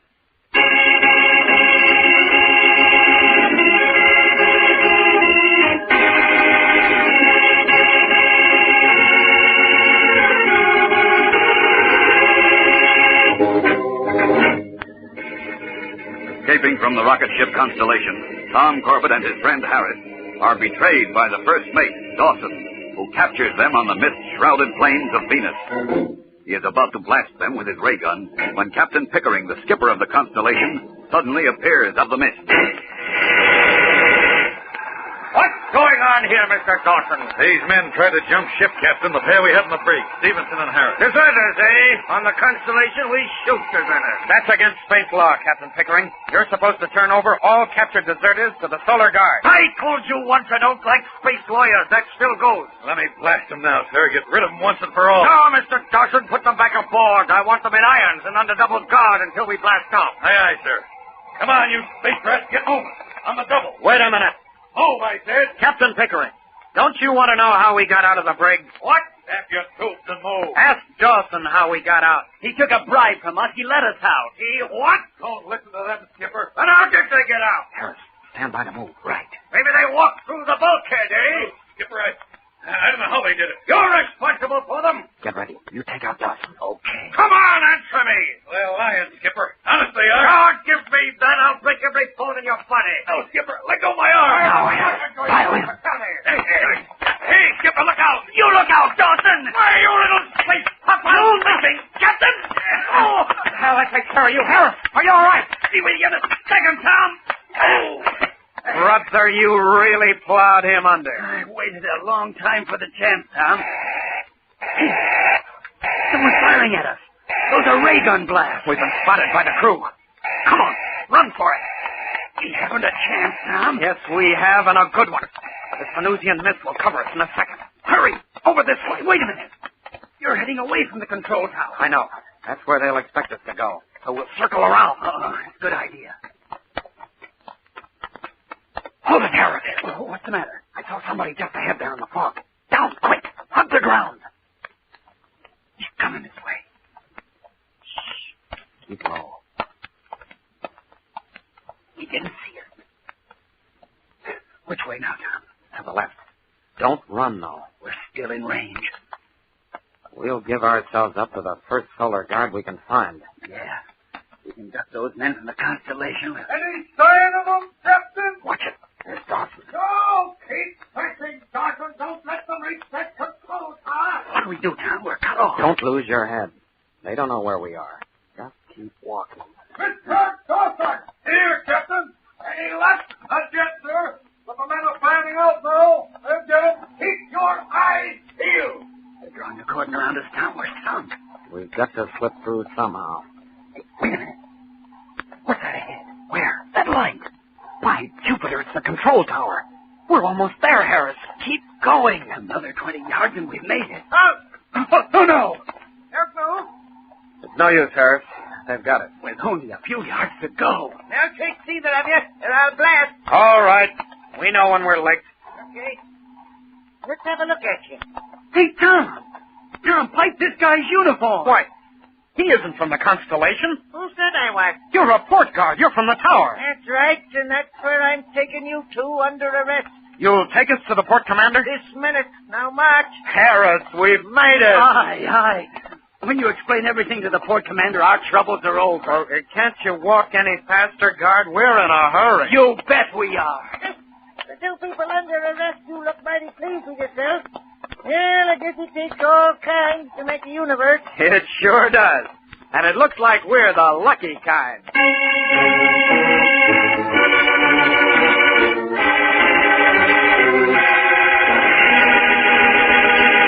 Don't miss the next action-packed adventure with Tom Corbett and the Space Cadets on Thursday, when the meeting with the port commander suddenly takes a sudden deadly turn, and Tom is sent back aboard the Constellation, headed for deep space. Tune in, same time, same station, for the next thrilling interplanetary adventure with Tom Corbett, Space Cadet.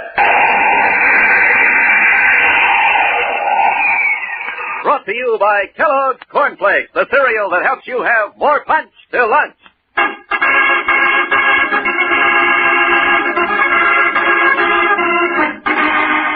Tom Corbett, Space Cadet, starring Frankie Thomas, also appears in the comic sections of many of Canada's leading newspapers. Look for a daily and in weekend edition.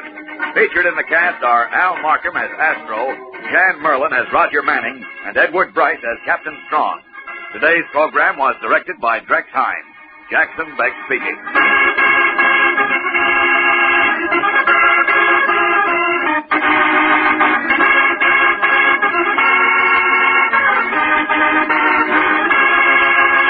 The whole day starts out better when breakfast is fun.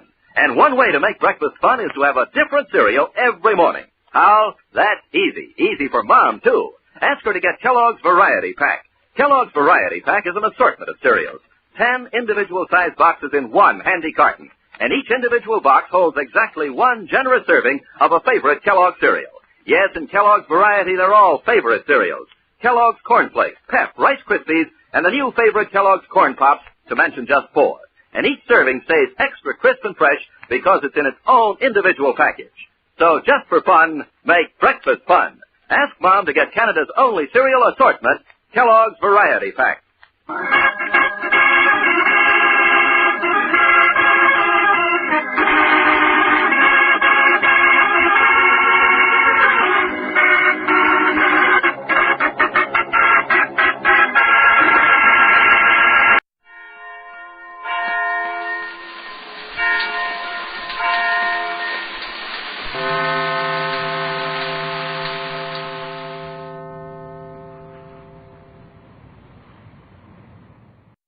Tired of the everyday grind?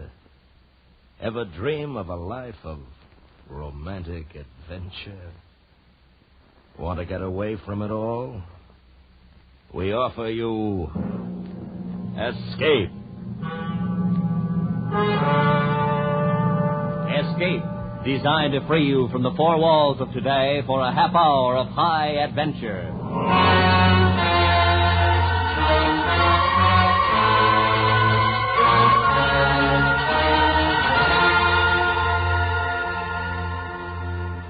You are crouched in the center of a barren room, the heat of the tropics numbing your brain, your bare hands bleeding and torn. While facing you, his giant hands reaching for you, is the brute of a man whose life depends upon his killing you. Listen now as Escape brings you John Russell's unusual story, Jetsam.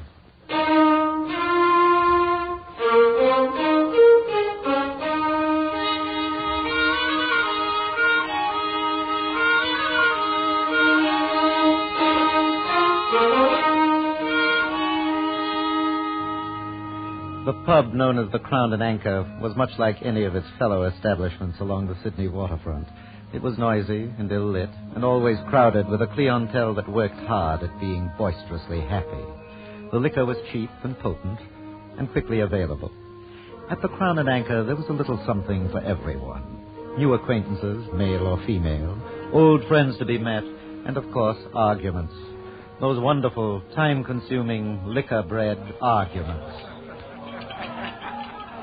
What was that again? I said and I say again. You bloody English think you won the war yourself. Well, that's a filthy thing to say. Or maybe you won it yourself in your pretty little skipper. Well, at least I didn't spend my time mucking about in the desert with Montgomery. No, you don't. You big lumbering...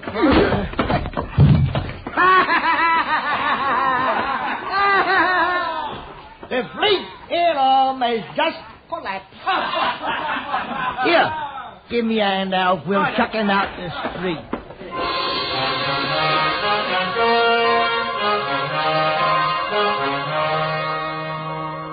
And now, sitting in the waiting room of Morley & Sons solicitors, Junius Peabody couldn't remember too well everything that had happened. He remembered the Crown and Anchor, and the man with the scarred face, and waking at dawn on the cobbled street, face down in the gutter, but he wasn't too clear on the reasons for it all. Well, John will see you now, Mr. Peabody. Good morning, Junius. Sit down. I'm sorry about not keeping our appointment the other day, Sir John. It was almost 2 weeks ago, Junius. Yes, I'm sorry, sir. I wanted to see you because I've had another cable from your father. Yes, sir? Sent along a letter of credit, drawn in the amount of £50. From what he says in the cable, I don't think he expects you to come back to England. But the last time I wrote, I said I'd be home. I said I'd work for him there. Yes, I don't think that's of much interest to your father anymore. Would you care to see the cable? No. No, thank you. Now, he also has instructed me to advance you no more money under any consideration. So I'm not to be a remittance man after all.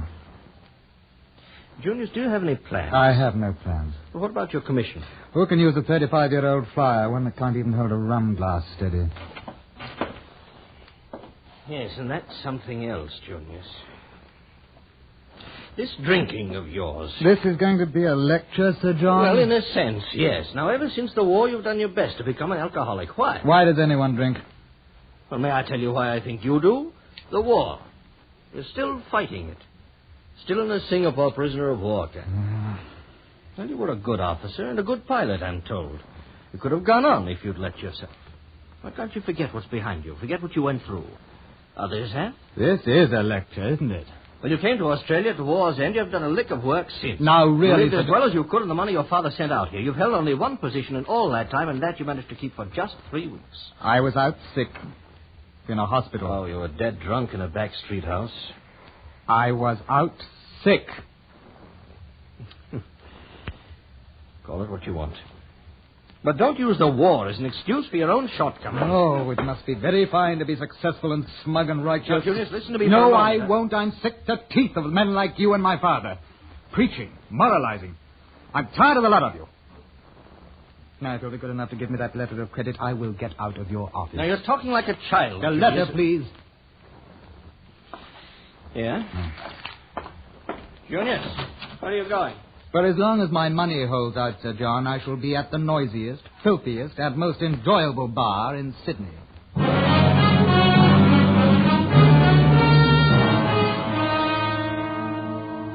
And that was the start of a most colossal binge for Junius Peabody. The entries were badly blurred, but he could trace himself up through Brisbane, Port Moresby, Macau. There were assorted voyages and counter-voyages, women's faces, and the cloying aroma of heavy perfumes. There was a hectic session when he and a Norwegian schooner captain hit the bank at Fantan and swore eternal friendship amid champagne baskets. And it was this same captain who landed him finally, the champagne baskets having been emptied, on a small island. And it was on this island that he found a bar where a tall, cynical white man by the name of Bendemeer cashed in the remains of the dwindling letter of credit for the last magnificent splurge.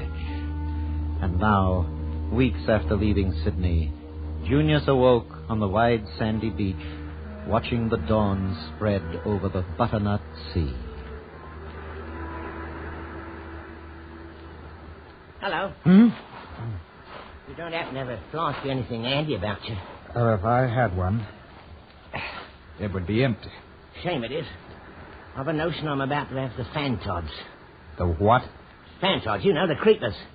Oh. Yeah. I could use a bracer myself. I'm the Sydney Duck. Your name's Peabody. That's right. It wasn't half a party you gave last night at the Bendemere's.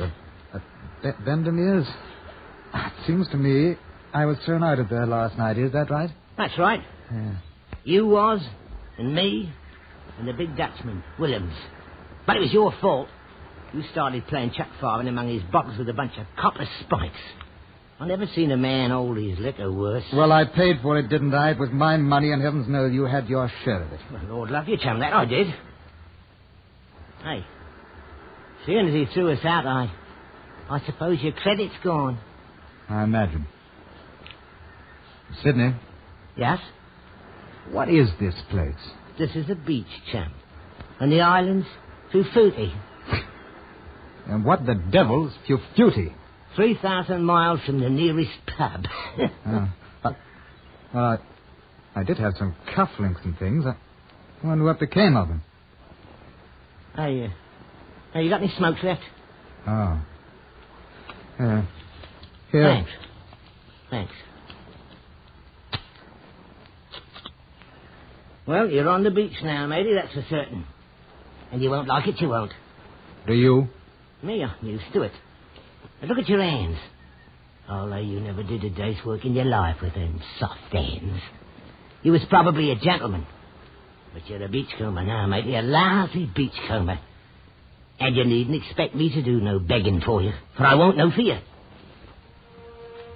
Junius turned and examined the features of the Sydney Duck, who was hunched on the sand beside him.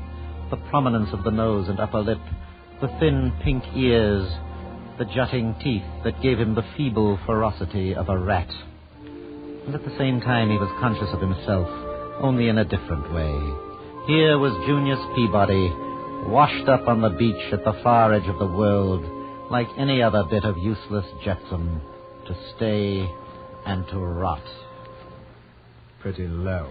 Oh, it ain't so bad. Nobody starves here, that's one thing. You can always fall in with a wedding or a birthday or something. Or maybe you come across a new chum with a bit of brass. Some flat who's willing to stand the drinks. Like me? Oh, there's plenty like you. The pearl fishing brings them in, you see. When they're stony like you, they usually take the job till they get a chance to get away again. That is, if they're able to do anything at all. What can you do? That's a good question, Sydney. Well, what can you do? I can fly a Spitfire, and I'm a good judge of French brandy. Huh. That's not much, is it? Not much. Hey, yeah, what's the name? Where are you going? I'm going to take a swim. Have you had yours yet? Oh. Morning bath. On the beach at Fufuti. Well, you can't tell, Sydney. You might like it. Doggone. Can't prove that water ever helped anybody. Hi. You really are going in. Yes, I really am. Keep an eye on my things, Sydney. Oh, right you are, me lord. Hope the bath ain't too cold, me lord. Junius walked down the sand alone to the water's edge and stood looking out to where the sun sent a long, glittering path toward him across the morning sea. And he was suddenly conscious that he made an ugly figure under the clear light. He moved out into the water till it reached his knees. Then something bumped against his shin, nearly tripping him. He could see the object floating nearby. It was a rough lump of some substance, grayish-brown, the size of a boy's football. He picked it up. To the touch, it was greasy. Sydney! Sydney Duck! What? Come down here to the surf a minute. I'm close enough now. You got something to show me? Bring it here. This was floating about in the water. I think I know what it is, but I can't quite believe it. Think you know what is? This. Sit up and have a look at it. Hey, boy, the great Lord had it. It's the stuff. Look at it. All smooth and greasy like. Oh, we ain't struck it rich nor nothing. Oh, no, not much. But shouldn't there be an odor, a perfume? That comes later when it's not so fresh, and anybody else would know it. Hey, what could this be but ambergris, worth nearly 2 pounds an ounce. Right here on Fufuti. Here, let me take a feel of it. 2 pounds an ounce. Ambergris as right as rain. And there must be 8-10 pounds there. And half of it's mine. What? I say half of that's mine. Ain't I been palling along with you? Wasn't I here? It's a fair divvy. I want me off. Your half. Nothing small about you, is there? No, my lad. This is my insurance of this island. I'll give you whatever I don't need. Oh, now, Mr. Peabody, you wouldn't forget an old friend who came to your side when you was on the beach, would you? Why, you dirty old windbag. You just be happy if you get anything. Mr. Peabody, I know a gentleman like you who'll do the right thing. Yes, well, don't you worry, Sidney. You just... Now, lie cozy, Mr. Peabody. It's a real shame to see a gentleman like you lying all stretched out in the sand. But since you're there, I'll just relieve you of this insurance of yours. And now, I bid you a respectful good day, Mr. Peabody.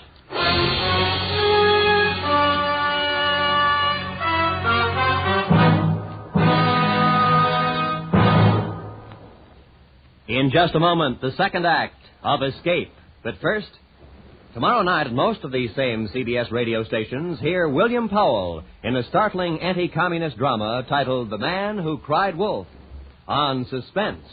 Tomorrow night on CBS Radio. And now, back to Escape.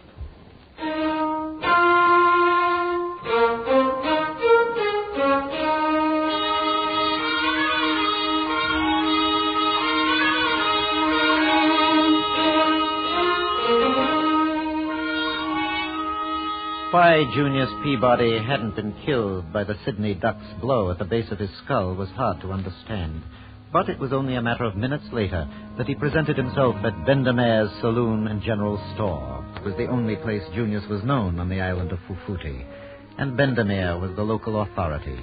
He was at once the best loved and the best hated individual, being police, landowner, merchant, trader, and purveyor of bad alcohol.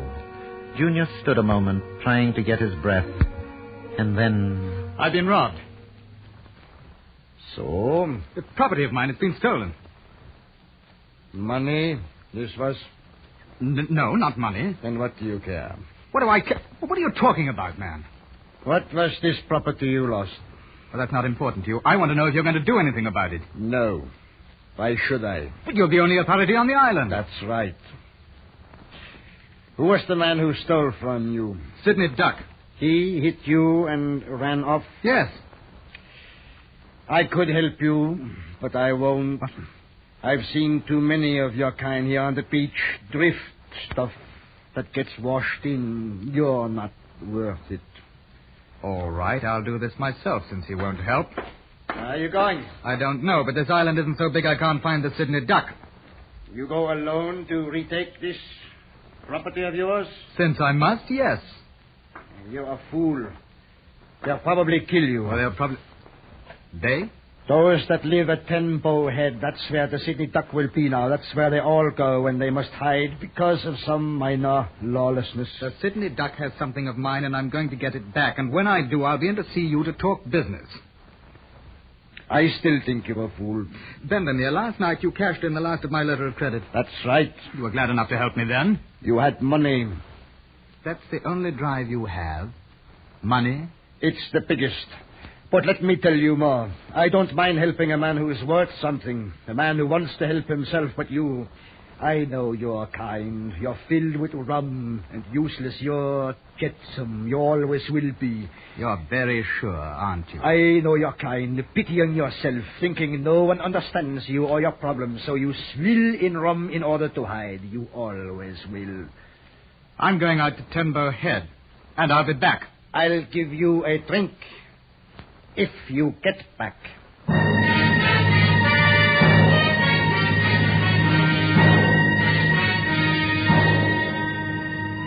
It took the better part of 2 hours for Junius to work his way over the lava cliffs and crevices, knife-like and treacherous, to Tenbo Head, or what was better known as the Rocks. And here, his fingernails bleeding, his clothes torn, Junius finally found the Sydney Duck and Willems. They were seated on a small ledge, half hidden by pandana sleeves, overlooking the blue Pacific 30 feet below. Between the hulking German and the little Sydney duck was the prize. His prize. The gray-brown ball, now enclosed in a torn fishnet. Empty-handed, there was no way to take the ambergris from the two of them. Junius crouched low behind the foliage, thinking.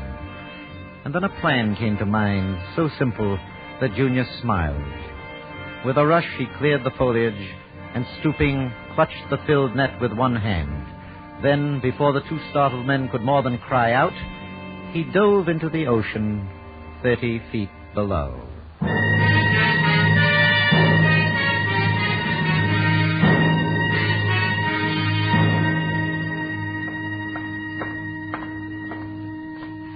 Benjamin! Coming. I was out in the storeroom and I... Peabody. That's right. I'm back. Yes, so I see. But not in good condition. It'll do. You needn't stare. I'm a paying customer now. As how? Ambergris. My property. Over 10 pounds of it. What? Was it this the Sydney duck robbed you of? That's right. And you went out to the rocks to get it back from him yourself? From them. Willems, the German, was with him. By yourself? You did this? Look, there's the stuff. Now about that business proposition. Concerning this? Right. How much do you want for it? 1,000 silver dollars. Or 2,000 shillings. I don't have that much about me. Suppose we say a standing credit for 1,000 drinks instead. I want money, not liquor. It amounts to the same thing. By the time you drunk yourself to death, I'd simply have the money back again. No, it doesn't, because I'm going to leave this island. And to do that, I need money. So let's talk business, Benjamin. Not yours to sell, you bloody thief. What? Mr. Benjamin, this man here, this Peabody robbed me and my partner Williams of that what's lying on your counter there. And if you want to do business, it should be with Williams and me. Yeah, that's right. That's ours. Now, what do you give us? I have been told it's not yours. Sydney, you're a lying little cheat. You know that's mine. I found it. That belongs to the Sydney duck. That's a lie. Don't tell me. Quiet! All of you. Oh, Mr. Benjamin, after all, it's our word against his. And they're two of us. But what if two of you are lying? How do you suggest it be settled? Fight for it. Yeah, fine. We'll go outside, the three of us, and whoever comes back in, it's rightly theirs. Yeah, good. The minute I set foot outside that door, you'd have a knife in my back. Oh, you don't sound as brave as you did before, Mr. Peabody. Not against the two of them. I'm not a fool, that's all. Against one, perhaps? Villains? Why not? After all, you could kill Sydney with one blow. You must hate people. Just weaklings. All right, I'll fight. And if I win? I'll buy from you. Sydney, sit down in that chair where I can keep an eye on you. Yeah. Now give it to him proper, William. There are no rules. Go ahead. You're big and stupid, Willems.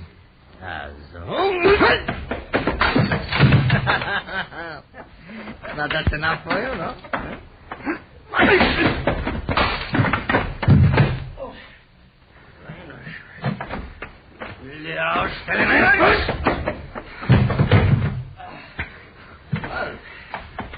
Einmal mehr, Mädchen, einmal mehr.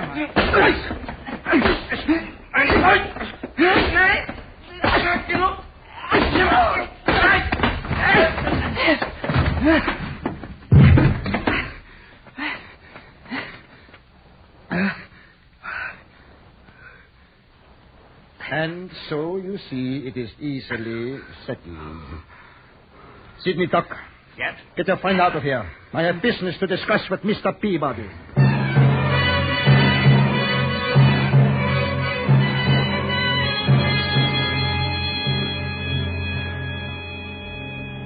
You feel better now that you are bathed and whole again, huh? Now, let's get on with it. I want money for this stuff. I want to leave this place as soon as possible. You can only get off this island when and how I allow you. You see, mine is the only boat, the Likely Jane. You can see her through the window there. A brandy? I had my final drink in this place last night when you threw me out. Sure? Quite. Well, just in case. Now, let me suggest my plan. The island of Nukava, which I own, is well planted with coconut crop. However, Nukava is on the edge of the earth, the farthest corner, and the loneliest, and the driest. There are 12 Kanaka boys there, but I need an agent, someone I can trust. Why do you tell me? A white man could live there if he wanted to, and if he were fit to live at all. Of course, once he was there, he'd be stuck for a year on a coral gridiron. There's not a drop of anything to drink, save water, and that is brackish. Look, Benjamin, what about this ambergris? I've got more than 10 pounds of it. Will you buy it? You can't very well take it anywhere else if I wouldn't buy it. Can you? Now, I'll make you an offer. I'll buy this lump of stuff from you, and I'll buy it either two ways. I'll give you a half interest in Nukava, and you go there at once to take charge as agent, or else here is the first of your brandy, and I'll keep you perpetually drunk as long as you last. Nukava. Once you're there, Peabody, there's no escape.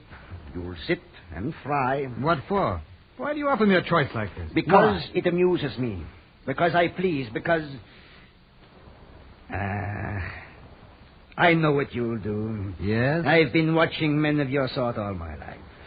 And I know just what they're worth. Drift on beaches, scraps, trash, jetsam, regeneration, rotten drivel. You can't save yourself any more than you could lift yourself by your own bootstraps. It suits me to prove you this way. There's your stinking brandy on the floor to say that you're wrong, Benjamin. You lose. Oh, so? Yes. I'll go to Nukava. As my agent? Yes. You'll stay and run the island for a year? Yes, if only to prove there are some scraps thrown on the beach that are worth something. So I see. The Likely Jane will sail within an hour. Yes, I'll be aboard.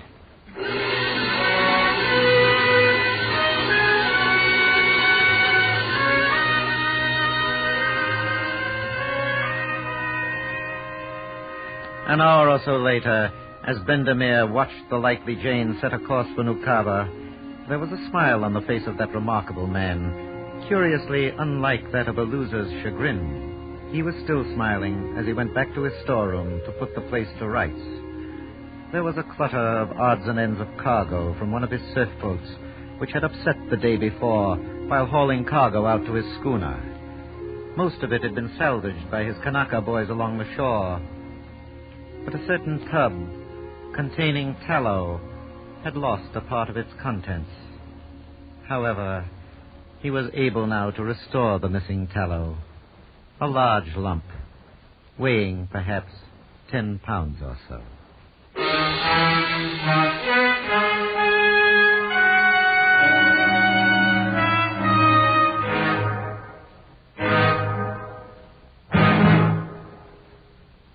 Under the direction of Norman MacDonald, Escape has brought you Jetsam by John Russell, adapted by Norman MacDonald and starring Ben Wright. Featured in the cast were John Daner as Bendemeer, Lawrence Dobkin as Sir John, and Charlie Lung as the Sydney Duck. The narrator was Edgar Barrier. Editorial supervision is by John Meston, and the special music for Escape is composed and conducted by Leith Stevens. Next week...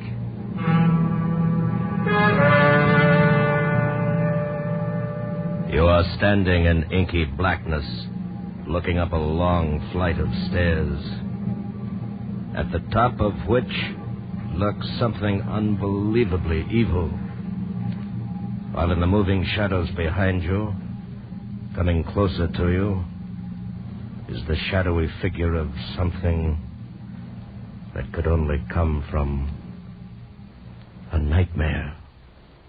So listen next week when Escape brings you Anthony Ellis's terrifying story, I Saw Myself Running.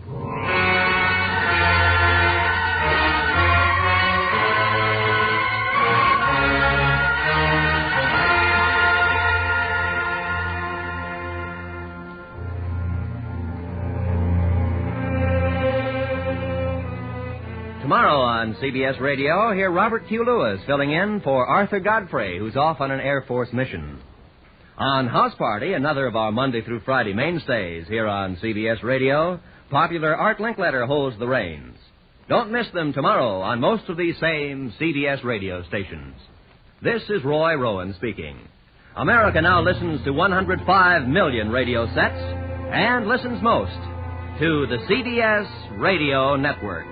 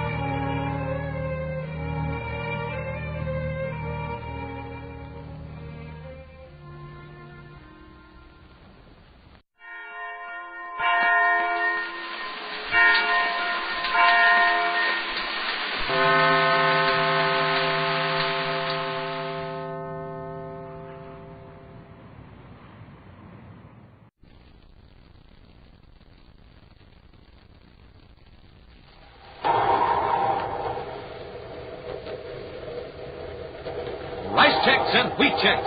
The bite-sized cereals in the red and white checkerboard packages present Space Patrol! High adventure in the wild, vast reaches of space. Missions of daring in the name of interplanetary justice. Travel into the future with Buzz Corey, Commander-in-Chief of the Space Patrol! In today's transcribed Space Patrol adventure, Buzz and Happy are in a surface car speeding down a highway toward Lowell City on the planet Mars. It looks like we're going to make it, Commander. If anyone was going to stop us, they've lost their Commander, look. I see it, Hat. It's an atmosphere ship. It's swooping down right on top of us. The Cobra gang. And there's no way we can fight them off. What they're waiting for. If that ship's armed, they're close enough to blast us to pieces. Uh-oh. What's that? Magnetic holding field. Smoking rockets are picking up the car. Will help us. They cut that field, we'll crash. We'll return in just a moment with today's exciting Space Patrol adventure, The Zero Ray. Rice checks are the perfect size. It's tops with all the guys. Fit right into a spoon, good to eat, morning, evening, and noon. Well, hi, Space Patrollers. This is Captain Dick Tufeld, and that was George, the Space Patrol jingle maker, telling you in his way that rice checks are tops for size. For flavor, tops, too. Those checks ring a bell. Any way you eat them, rice checks taste swell. Tops for taste, you bet. A delicious toasted taste. Rice checks will ring the bell with you, Space Patrollers, any way you eat it. With a good breakfast or out of the box for a snack, eat rice checks, gang, for a quick comeback. A quick comeback or a quick go-ahead. You get it after a nourishing breakfast with rice checks. Because rice checks are tops for get up and go. If you like whole wheat, super keen and neat, make sure, Space Patrollers, the checks you eat are wheat. Rice checks, wheat checks, in the red and white checkerboard package, with the picture of Commander Corey or Cadet Happy on the outside and the free Space Patrol trading card inside. Rice checks, wheat checks, tops three ways, for taste, for size, for get up and go. And now today's Space Patrol adventure, The Zero Ray. With Emil Gargoth at last in custody on Terra, Commander Corey has had every right to consider the menace of the Cobra gang to be ended. Even if Gargoth should stubbornly refuse to name his henchmen, the brainograph could easily reveal their identities and every detail of the elaborate structure of the criminal organization. But something has happened to prevent the immediate use of the brainograph on Emil Gargoth. In his central office at Space Patrol headquarters, Commander Corey fumes at the delay. There isn't any excuse for this. I gave orders that Gargoth was to be watched every second. Well, maybe he really did get sick, Commander. Of course he's sick. Must have had some chemical concealed on him. Somebody slipped up when they searched him. Well, anyway, he'll be out of the hospital in a day or so, and then we can give him the brainograph test. By then, most of his important agents will know Gargoth has been captured. They'll have time to get away. I guess that's right. But at least they won't be operating as the Cobra gang. There'll just be a lot of individual rats running for cover. So much depended on the fast closing in on Gargoth's leaders. Now get that, will you, Ham? Yes, sir. Commander Corey's office. Cadet Happy here. Yes, Dr. Arnold. Yeah, he's right here. Commander, it sounds important. Yes, Dr. Arnold. What? But I posted a guard. I'll be right over. We've got to get over to the Terra Hospital right away. Gargeth has escaped. A few moments later, in the office of the superintendent of the Terra Hospital, Buzz and Happy listened to a greatly distressed Dr. Arnold. Before you question your guards, Commander, I want to accept full responsibility. Emil Gargeth was admitted here as a criminal, and as hospital superintendent... Just a minute, Dr. Arnold. The matter of responsibility for Gargeth's escape is secondary right now. I want to find out where he is and how he got away. I'm sorry I can't tell you that, Commander. There was so much confusion at the time. All right, Doctor. Happy? Yes, sir? Bring those 2 guards in here. I'll find out why they left their posts at the door of Gargeth's room. I can tell you that, Commander. Now, hold it, Hal. All right, Doctor. They left their posts to move some patients that were completely helpless. Patients that I thought were in grave danger. Danger from what? Fire, explosion, I don't know. Things were in a turmoil here for a while. What do you mean, fire and explosion? Everything went crazy all of a sudden. From all over the hospital, patients were complaining that their rooms were too warm. The heating system was out of control. And then we discovered the water pipes were frozen. Frozen? Here on Terra? That's right. It's as though the electronic brain that controls our temperature systems had gone mad. Patients, nurses, even some of the doctors were panic-stricken. You say the temperature controls went mad. What caused it? I don't know. But I didn't want helpless patients to be hurt in a fire or explosion or whatever was threatening. I gave an order to my staff to evacuate the bedridden patients, and your Space Patrol guards elected to help. During the confusion, Gargeth disappeared. I have jurisdiction over this hospital, Commander. I declared an emergency. Your guards acted accordingly. I hope you won't be too hard on them. Technically, they deserted their posts, but I think under the circumstances I would have done the same. As it looks to me, Gargeth took advantage of an accidental situation, or his gang engineered the whole thing. I don't see how that could be. The hospital heating and refrigeration systems are automatic and virtually foolproof. After I talk to those guards, suppose we make a complete check. Happy, call those men in here. A few moments later, Commander Corey dismisses the guards and, with Dr. Arnold and Happy, examines the master temperature control unit in the sub-cellar of the Terra Hospital. This graph on the control unit tells a story, Commander. Up to 1,400 hours, everything was normal, almost a straight line. Yeah. Then the heating chart swoops up to 140 degrees. To freeze the water system and raise the room temperature to the degree we experienced a while ago, well, the whole central regulating system would have to be out of adjustment. As you see now, everything's normal. Yes. Doctor, what's that device over there in the corner? Oh, frankly, I don't know. I never saw it before. Let's have a look at it. Judging by the handles on it, it was meant to be portable. It isn't very heavy, sir. Well, Dr. Arnold doesn't know what it is, and it doesn't resemble anything I'm familiar with. Me either, Commander. We just take it to the security lab for a check. In the rear-view scope of a private space cruiser, the bright circle that is Terra grows smaller and smaller. 2 men watch it intently, moment after moment, without speaking. Then, with a sigh of relief, the larger of the 2 men turns to his companion. Well, the screen's clear, Ransler. If anyone was after us, we'd have spotted it by now. Yeah, I guess we made it, Mr. Gaga. I'd like to know what's going on back at that hospital. I'll bet Corey's tearing the place apart. Yeah, but what if he found a zero ray? Well, what if he has? Does that mean he can trace it to you? Well, does it? No, of course not. At least not right away. Wait a minute. Do you mean there's a slight chance that the zero ray can be traced to you? Now, look, Mr. Gargot, didn't I take a big chance getting you out of the hospital? Would I be hiding you out in my place at Meteor Lake if I thought the Space Patrol would reach out and grab me? It's my policy to trust nobody. You may be sincere, Ransler, but you're not infallible. Your cabin at Meteor Lake will do for the time being. Yes, sir. When we reach Venus, I'll check with my agents for a safer hideout. Back in his office at Space Patrol headquarters, Commander Corey examines a stack of diagrams and documents. From time to time, he pulls one aside and places it in a separate file. Buzz looks up as Happy enters. Here's the Space Control Operations Report, Commander. Okay. Incidentally, it didn't take long for the lab to find out what that gadget was for. The one we found at the hospital? Mm-hmm. It's a practical application of the Volkovsky principle. Oh, it is? Well, what's the Volkovsky principle, Commander? Well, as you know, heat is the result of rapid movement of molecules, either in a gas, liquid, or solid. Yes, sir. Some time ago, a scientist named Volkovsky advanced the theory that extremely low temperatures might be produced by an electromagnetic force that slowed down molecular vibration. And this thing we picked up at the hospital does that? Yes, Happy. It projects invisible beams that literally freeze everything they touch. Oh. And that's what froze the water system. Exactly. Hey, but wait, the rooms were overheated. What caused that? The same device. One of the freeze beams was focused on the master thermostatic control.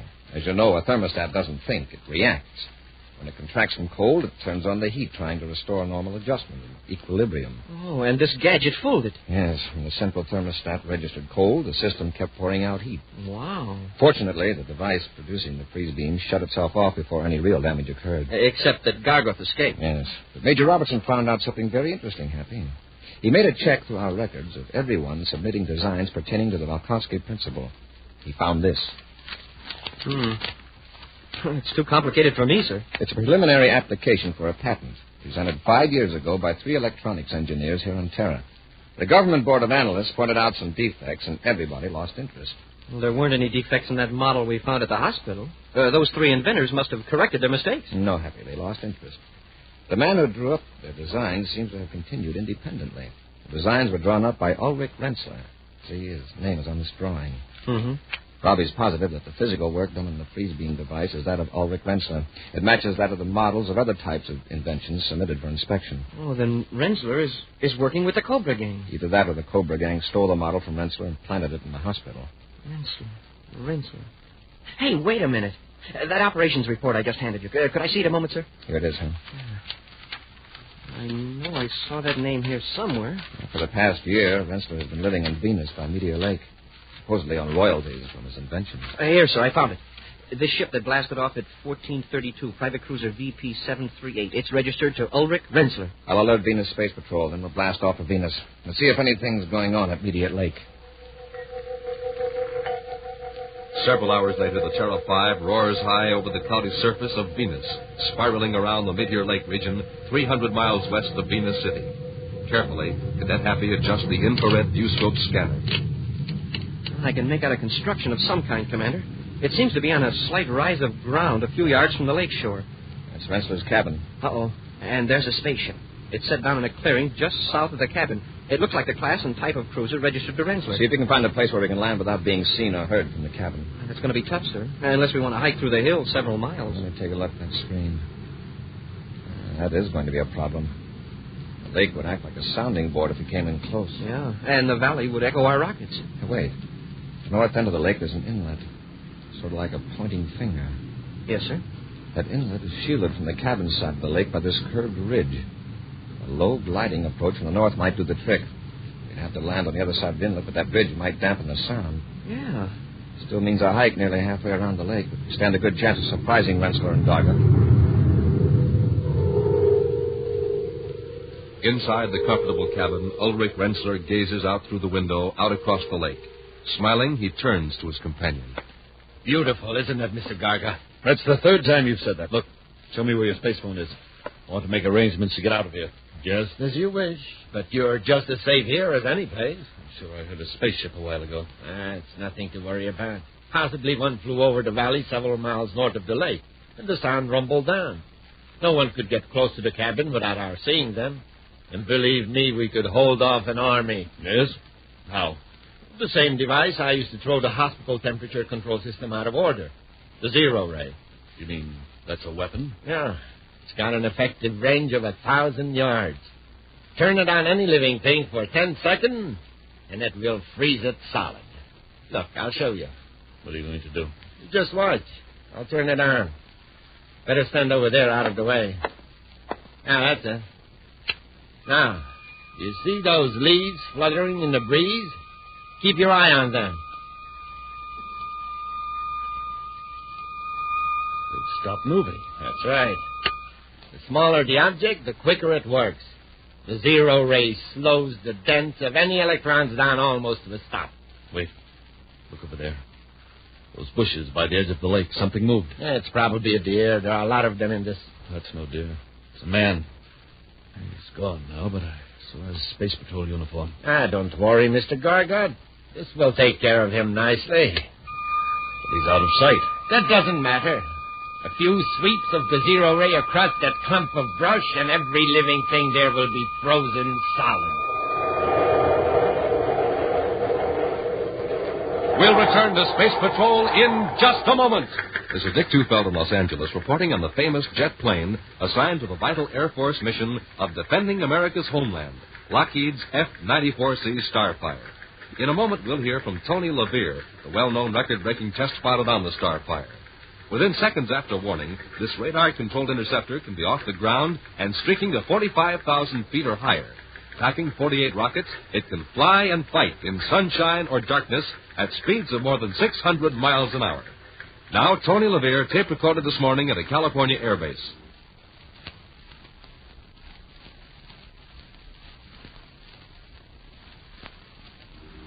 You know, good health is important to a test pilot, and I have to stay in top condition. I get lots of rest and eat plenty of good food. That's why I like a good cereal for breakfast, like Rice Chex or Wheat Chex. They have real energy and they taste swell. Why don't you try them? Make sure you keep yourself ready for action, the way Tony LaVere and lots of other famous test pilots do. Eat Rice Chex or Wheat Chex every morning. The cereals that are tops three ways. Tops for taste, for size, for real get up and go. That's Chex, wheat or rice. And remember, they're tops with America's top pilots. And now back to today's Space Patrol adventure, the Zero Ray.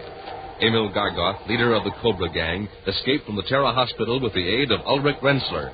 And now the two men are hiding in Rensler's cabin at Meteor Lake on the planet Venus. Hoping to take the two criminals by surprise, Buzz and Happy are cautiously making their way through the brush along the lake shore, unaware that they've been observed. From the cabin, Rensler is sweeping the deadly zero-ray beam over the vegetation, planning to freeze the two space patrollers literally in their tracks. Something happened. I could do with the rest. This heat is really something. Yeah. Look at these leaves and branches. What about them, sir? A moment ago they were swaying in the breeze. Now they're rigid. Yet the breeze is still blowing. Uh-huh. It's rippling the water on the lake. Hey, look out, Happy. Commander, if you hadn't warned me, that limb would have hit me. Look at these leaves and twigs. Smoking rockets, they shattered, just like glass. And feel the limb. It's cold. Cold as ice. Yes. In the tropical weather of Venus. This is a perfectly healthy branch. Now, why would it break off in a little breeze? Because it's brittle.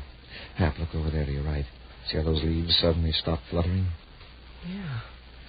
It's as though something were passing over them and freezing them. Hap, quickly. Under the bank and jump off into the water. Hurry.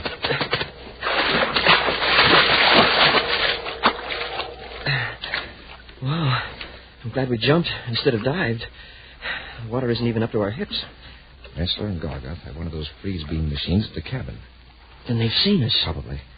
They aren't sure exactly where we are. They wouldn't be swinging the beam around like that. I hope that bank is high enough to shield us. It is. The beam is right over our heads now. How can you tell? That branch just above us suddenly stopped moving. Well, look, sir. The tree on the left is still moving. Yeah. They must have shut off the freeze beam. They figure they finished us, huh? We'll keep to the water and look around past the cabin, and maybe we can surprise them.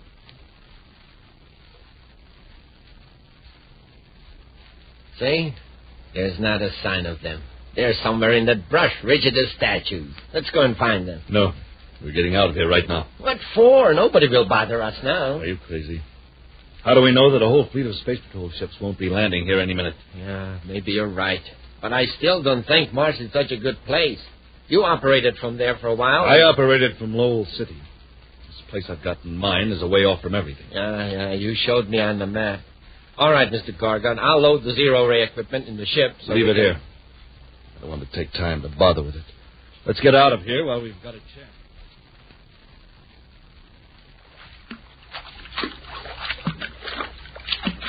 Wait a minute, Hap. Don't go any farther. I can see the roof of the cabin now. Got to be careful not let Gargoth and Rensler see us. It's going to be rough, passing the front of the cabin. The bank isn't very high. There's no vegetation. Smoking rockets. There's a spaceship blasting off. Oh, they got away. I guess they knew that we dodged the freeze ray. Not necessarily. Gee, they're nearly out of sight already. And it'll take us at least an hour to get back to our ship. Let's go to the cabin instead. We can spaceophone Venus City to alert patrol ships to look for Rensler's cruiser. I hope they haven't smashed their spaceophone transmitter. Now, come on, Hap. We'll keep undercover as much as possible. For all we know, somebody may still be at the cabin. Cautiously, Buzz and Happy worked their way toward the cabin. then softly approach the door, which stands wide open. Maybe somebody's in there after all. The door's open. Well, I've got to come out in the open now. Come on. I'll go in first.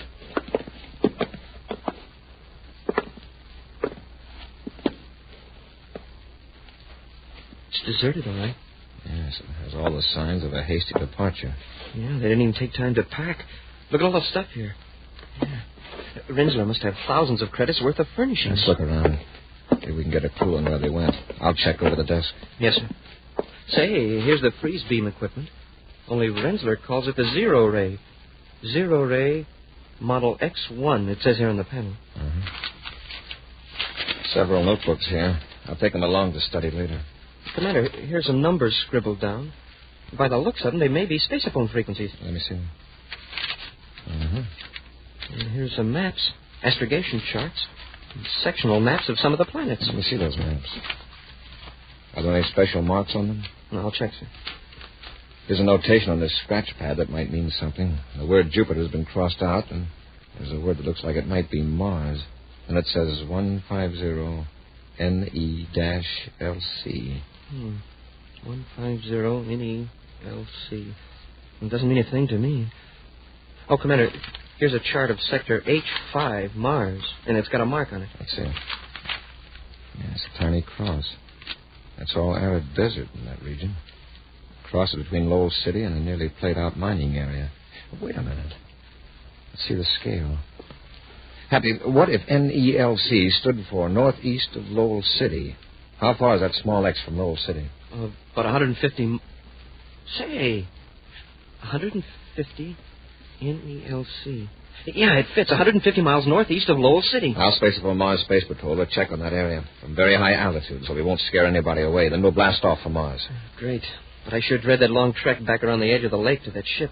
Why, if Rensler only had a boat, we could row across and save a lot of time. It's all right, Hap. We'll walk across. Okay, that's an idea. We can walk across the lake? Sure. We can work this Zero Ray. Stand back, Hap. Yes, sir. I'm going to focus it right at the edge of the lake and turn up the power. Smoking rockets. The water's turning to ice. A whole strip of it. A strip as wide as the freeze beam. After I make that spaceophone call, we'll carry the Zero Ray machine down to the lake and make our bridge of ice ahead of us as we cross. In the small sleeping compartment of his private cruiser, Ulrich Rensler tosses fitfully on his bunk as the ship streaks through space toward the planet Mars. Suddenly, he awakens with a start as a hand grips his shoulder. Come on, Rensler, wake up. Oh, it's you, Mr. Carter. Who did you expect it to be? Nobody aboard but us. Just jumpy, I guess. Do you want me to take the controls for a while? Yes. That isn't why I called you. Your quick freeze ray didn't work back at the lake. What? How do you know? I overheard part of a spacephone conversation. You know who that was trying to surprise us at the camp? Commander Corey. Corey? We not only missed him, but he's wise to our plan. He knows we're going to the desert outside of Lowell City. No. How could he possibly know about that? All right, don't get excited. I've got a plan worked out so we can finish Corey for good. Wait, Mr. Garga. Let's leave Corey alone. It's foolproof, Rensler. Corey's going to search the desert in a surface car. He figures he can pass for somebody connected with one of those mining outfits in that area. Yeah. We'll switch to an atmosphere ship at Hubble Settlement on the other side of Mars. Then we'll take care of Corey. With Lowell City far behind them, Buzz and Appy roar over the Martian desert highway in a sand-scarred surface car. From their rough work clothes, they appear to be a couple of mining engineers on their way to one of the lonely quarries or mines on the Martian wastelands. Gee, Commander, we've come more than 50 miles and we haven't seen a soul. That's probably why Gargoth picked this region for a hideout. With this battered-up car and the surveying equipment, we ought to be able to get pretty close to his place without exciting suspicion. That's what I'm counting on, Hap. With all those tools back there, we could be independent prospectors if we have to. Hey, Commander, look. I see it, Hap. It's an atmosphere ship, and it's swooping down right on top of us. That ship's armed. They're close enough to blast us to pieces. Hey, what's that? It's the ship's magnetic holding field. Smoking rockets. Hey, they're picking up the car. They're right off the highway. We're helpless. If they cut that field, we'll crash. Well, the ship's sure gaining altitude fast. Yes, it's too late to jump. Are you all right, Commander? It's Gargoth. This is the main commander.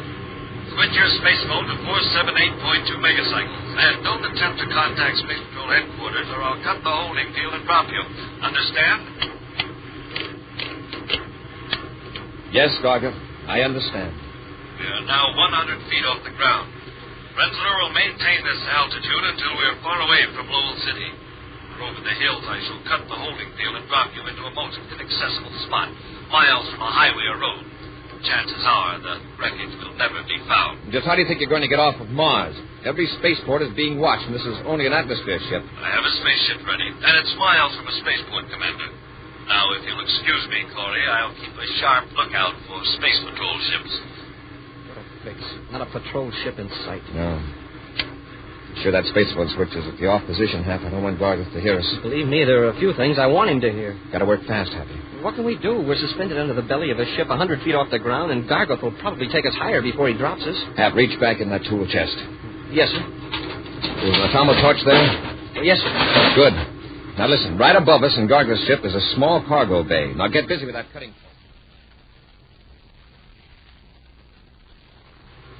There's no other ship in sight, Mr. Garga. Good, and we're 250 feet out. That ought to make it nice and permanent. All right, Rensler. Cut the holding field. There they go.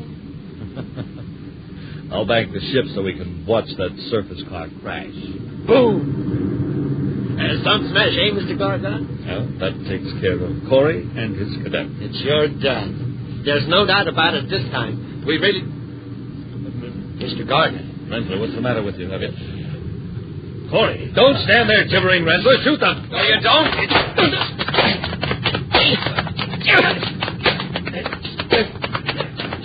Hey, Commander, the controls. Gargo's trying to crash us. We're driving straight for a hill. Hold Rensler, Hap. Okay, Gargoth, I'll take over.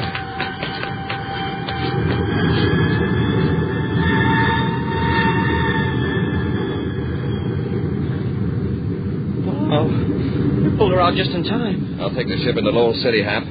This time we'll make sure Gargoth doesn't pull any tricks and escape. No, sir. He won't get a chance to dodge the brainograph test by going to the hospital either. Yeah, Gargoth, you're going to the brainograph with a clear head if I have to knock you cold. An action preview of next week's exciting Space Patrol adventure in just a moment. Space Patrollers, you all know what sound effects are. You hear them all the time on your radios. But listen to these musical sound effects and see if you can guess what we're doing with Rice Checks and Wheat Checks. Yep, Space Patrollers, there's a big bowl filling up with Rice Checks or Wheat Checks. Man, oh man, it even sounds delicious. And it tastes even better. Those triple oven-toasted biscuits are tops for taste. Now we're pouring on the cream. Listen, you can almost hear those crisp, crunchy checks filling up with that cream. And then for the first bite, wow, what a bite! Size just right. Because checks are made in that modern bite-size design, makes them tops for size.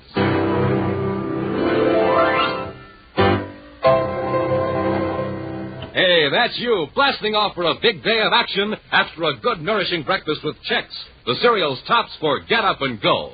So, gang, go get Rice Chex today, and get Wheat Chex, too, the official bite-sized cereals of the Space Patrol. In the red and white checkerboard package with the picture of Commander Corey or Cadet Happy on the outside, the one and only cereals that bring you a free Space Patrol trading card inside the package. Rice Chex, Wheat Chex.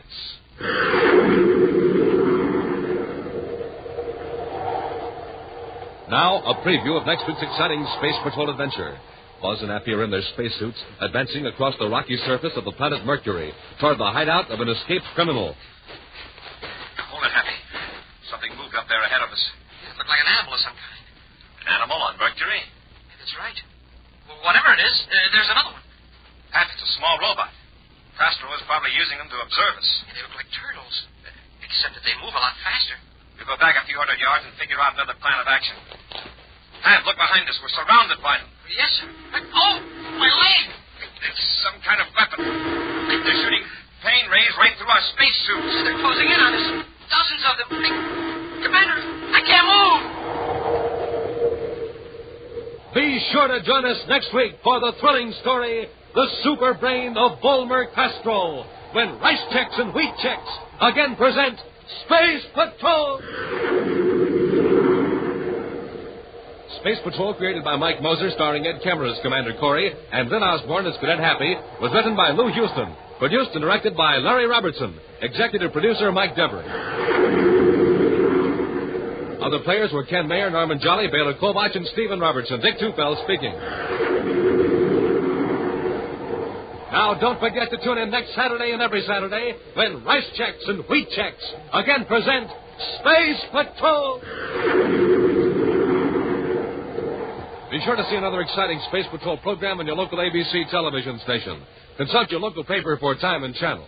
This program is broadcast to our armed forces overseas through the worldwide facilities of the Armed Forces Radio Service. Space Patrol came to you transcribed from Hollywood. This is ABC Radio Network.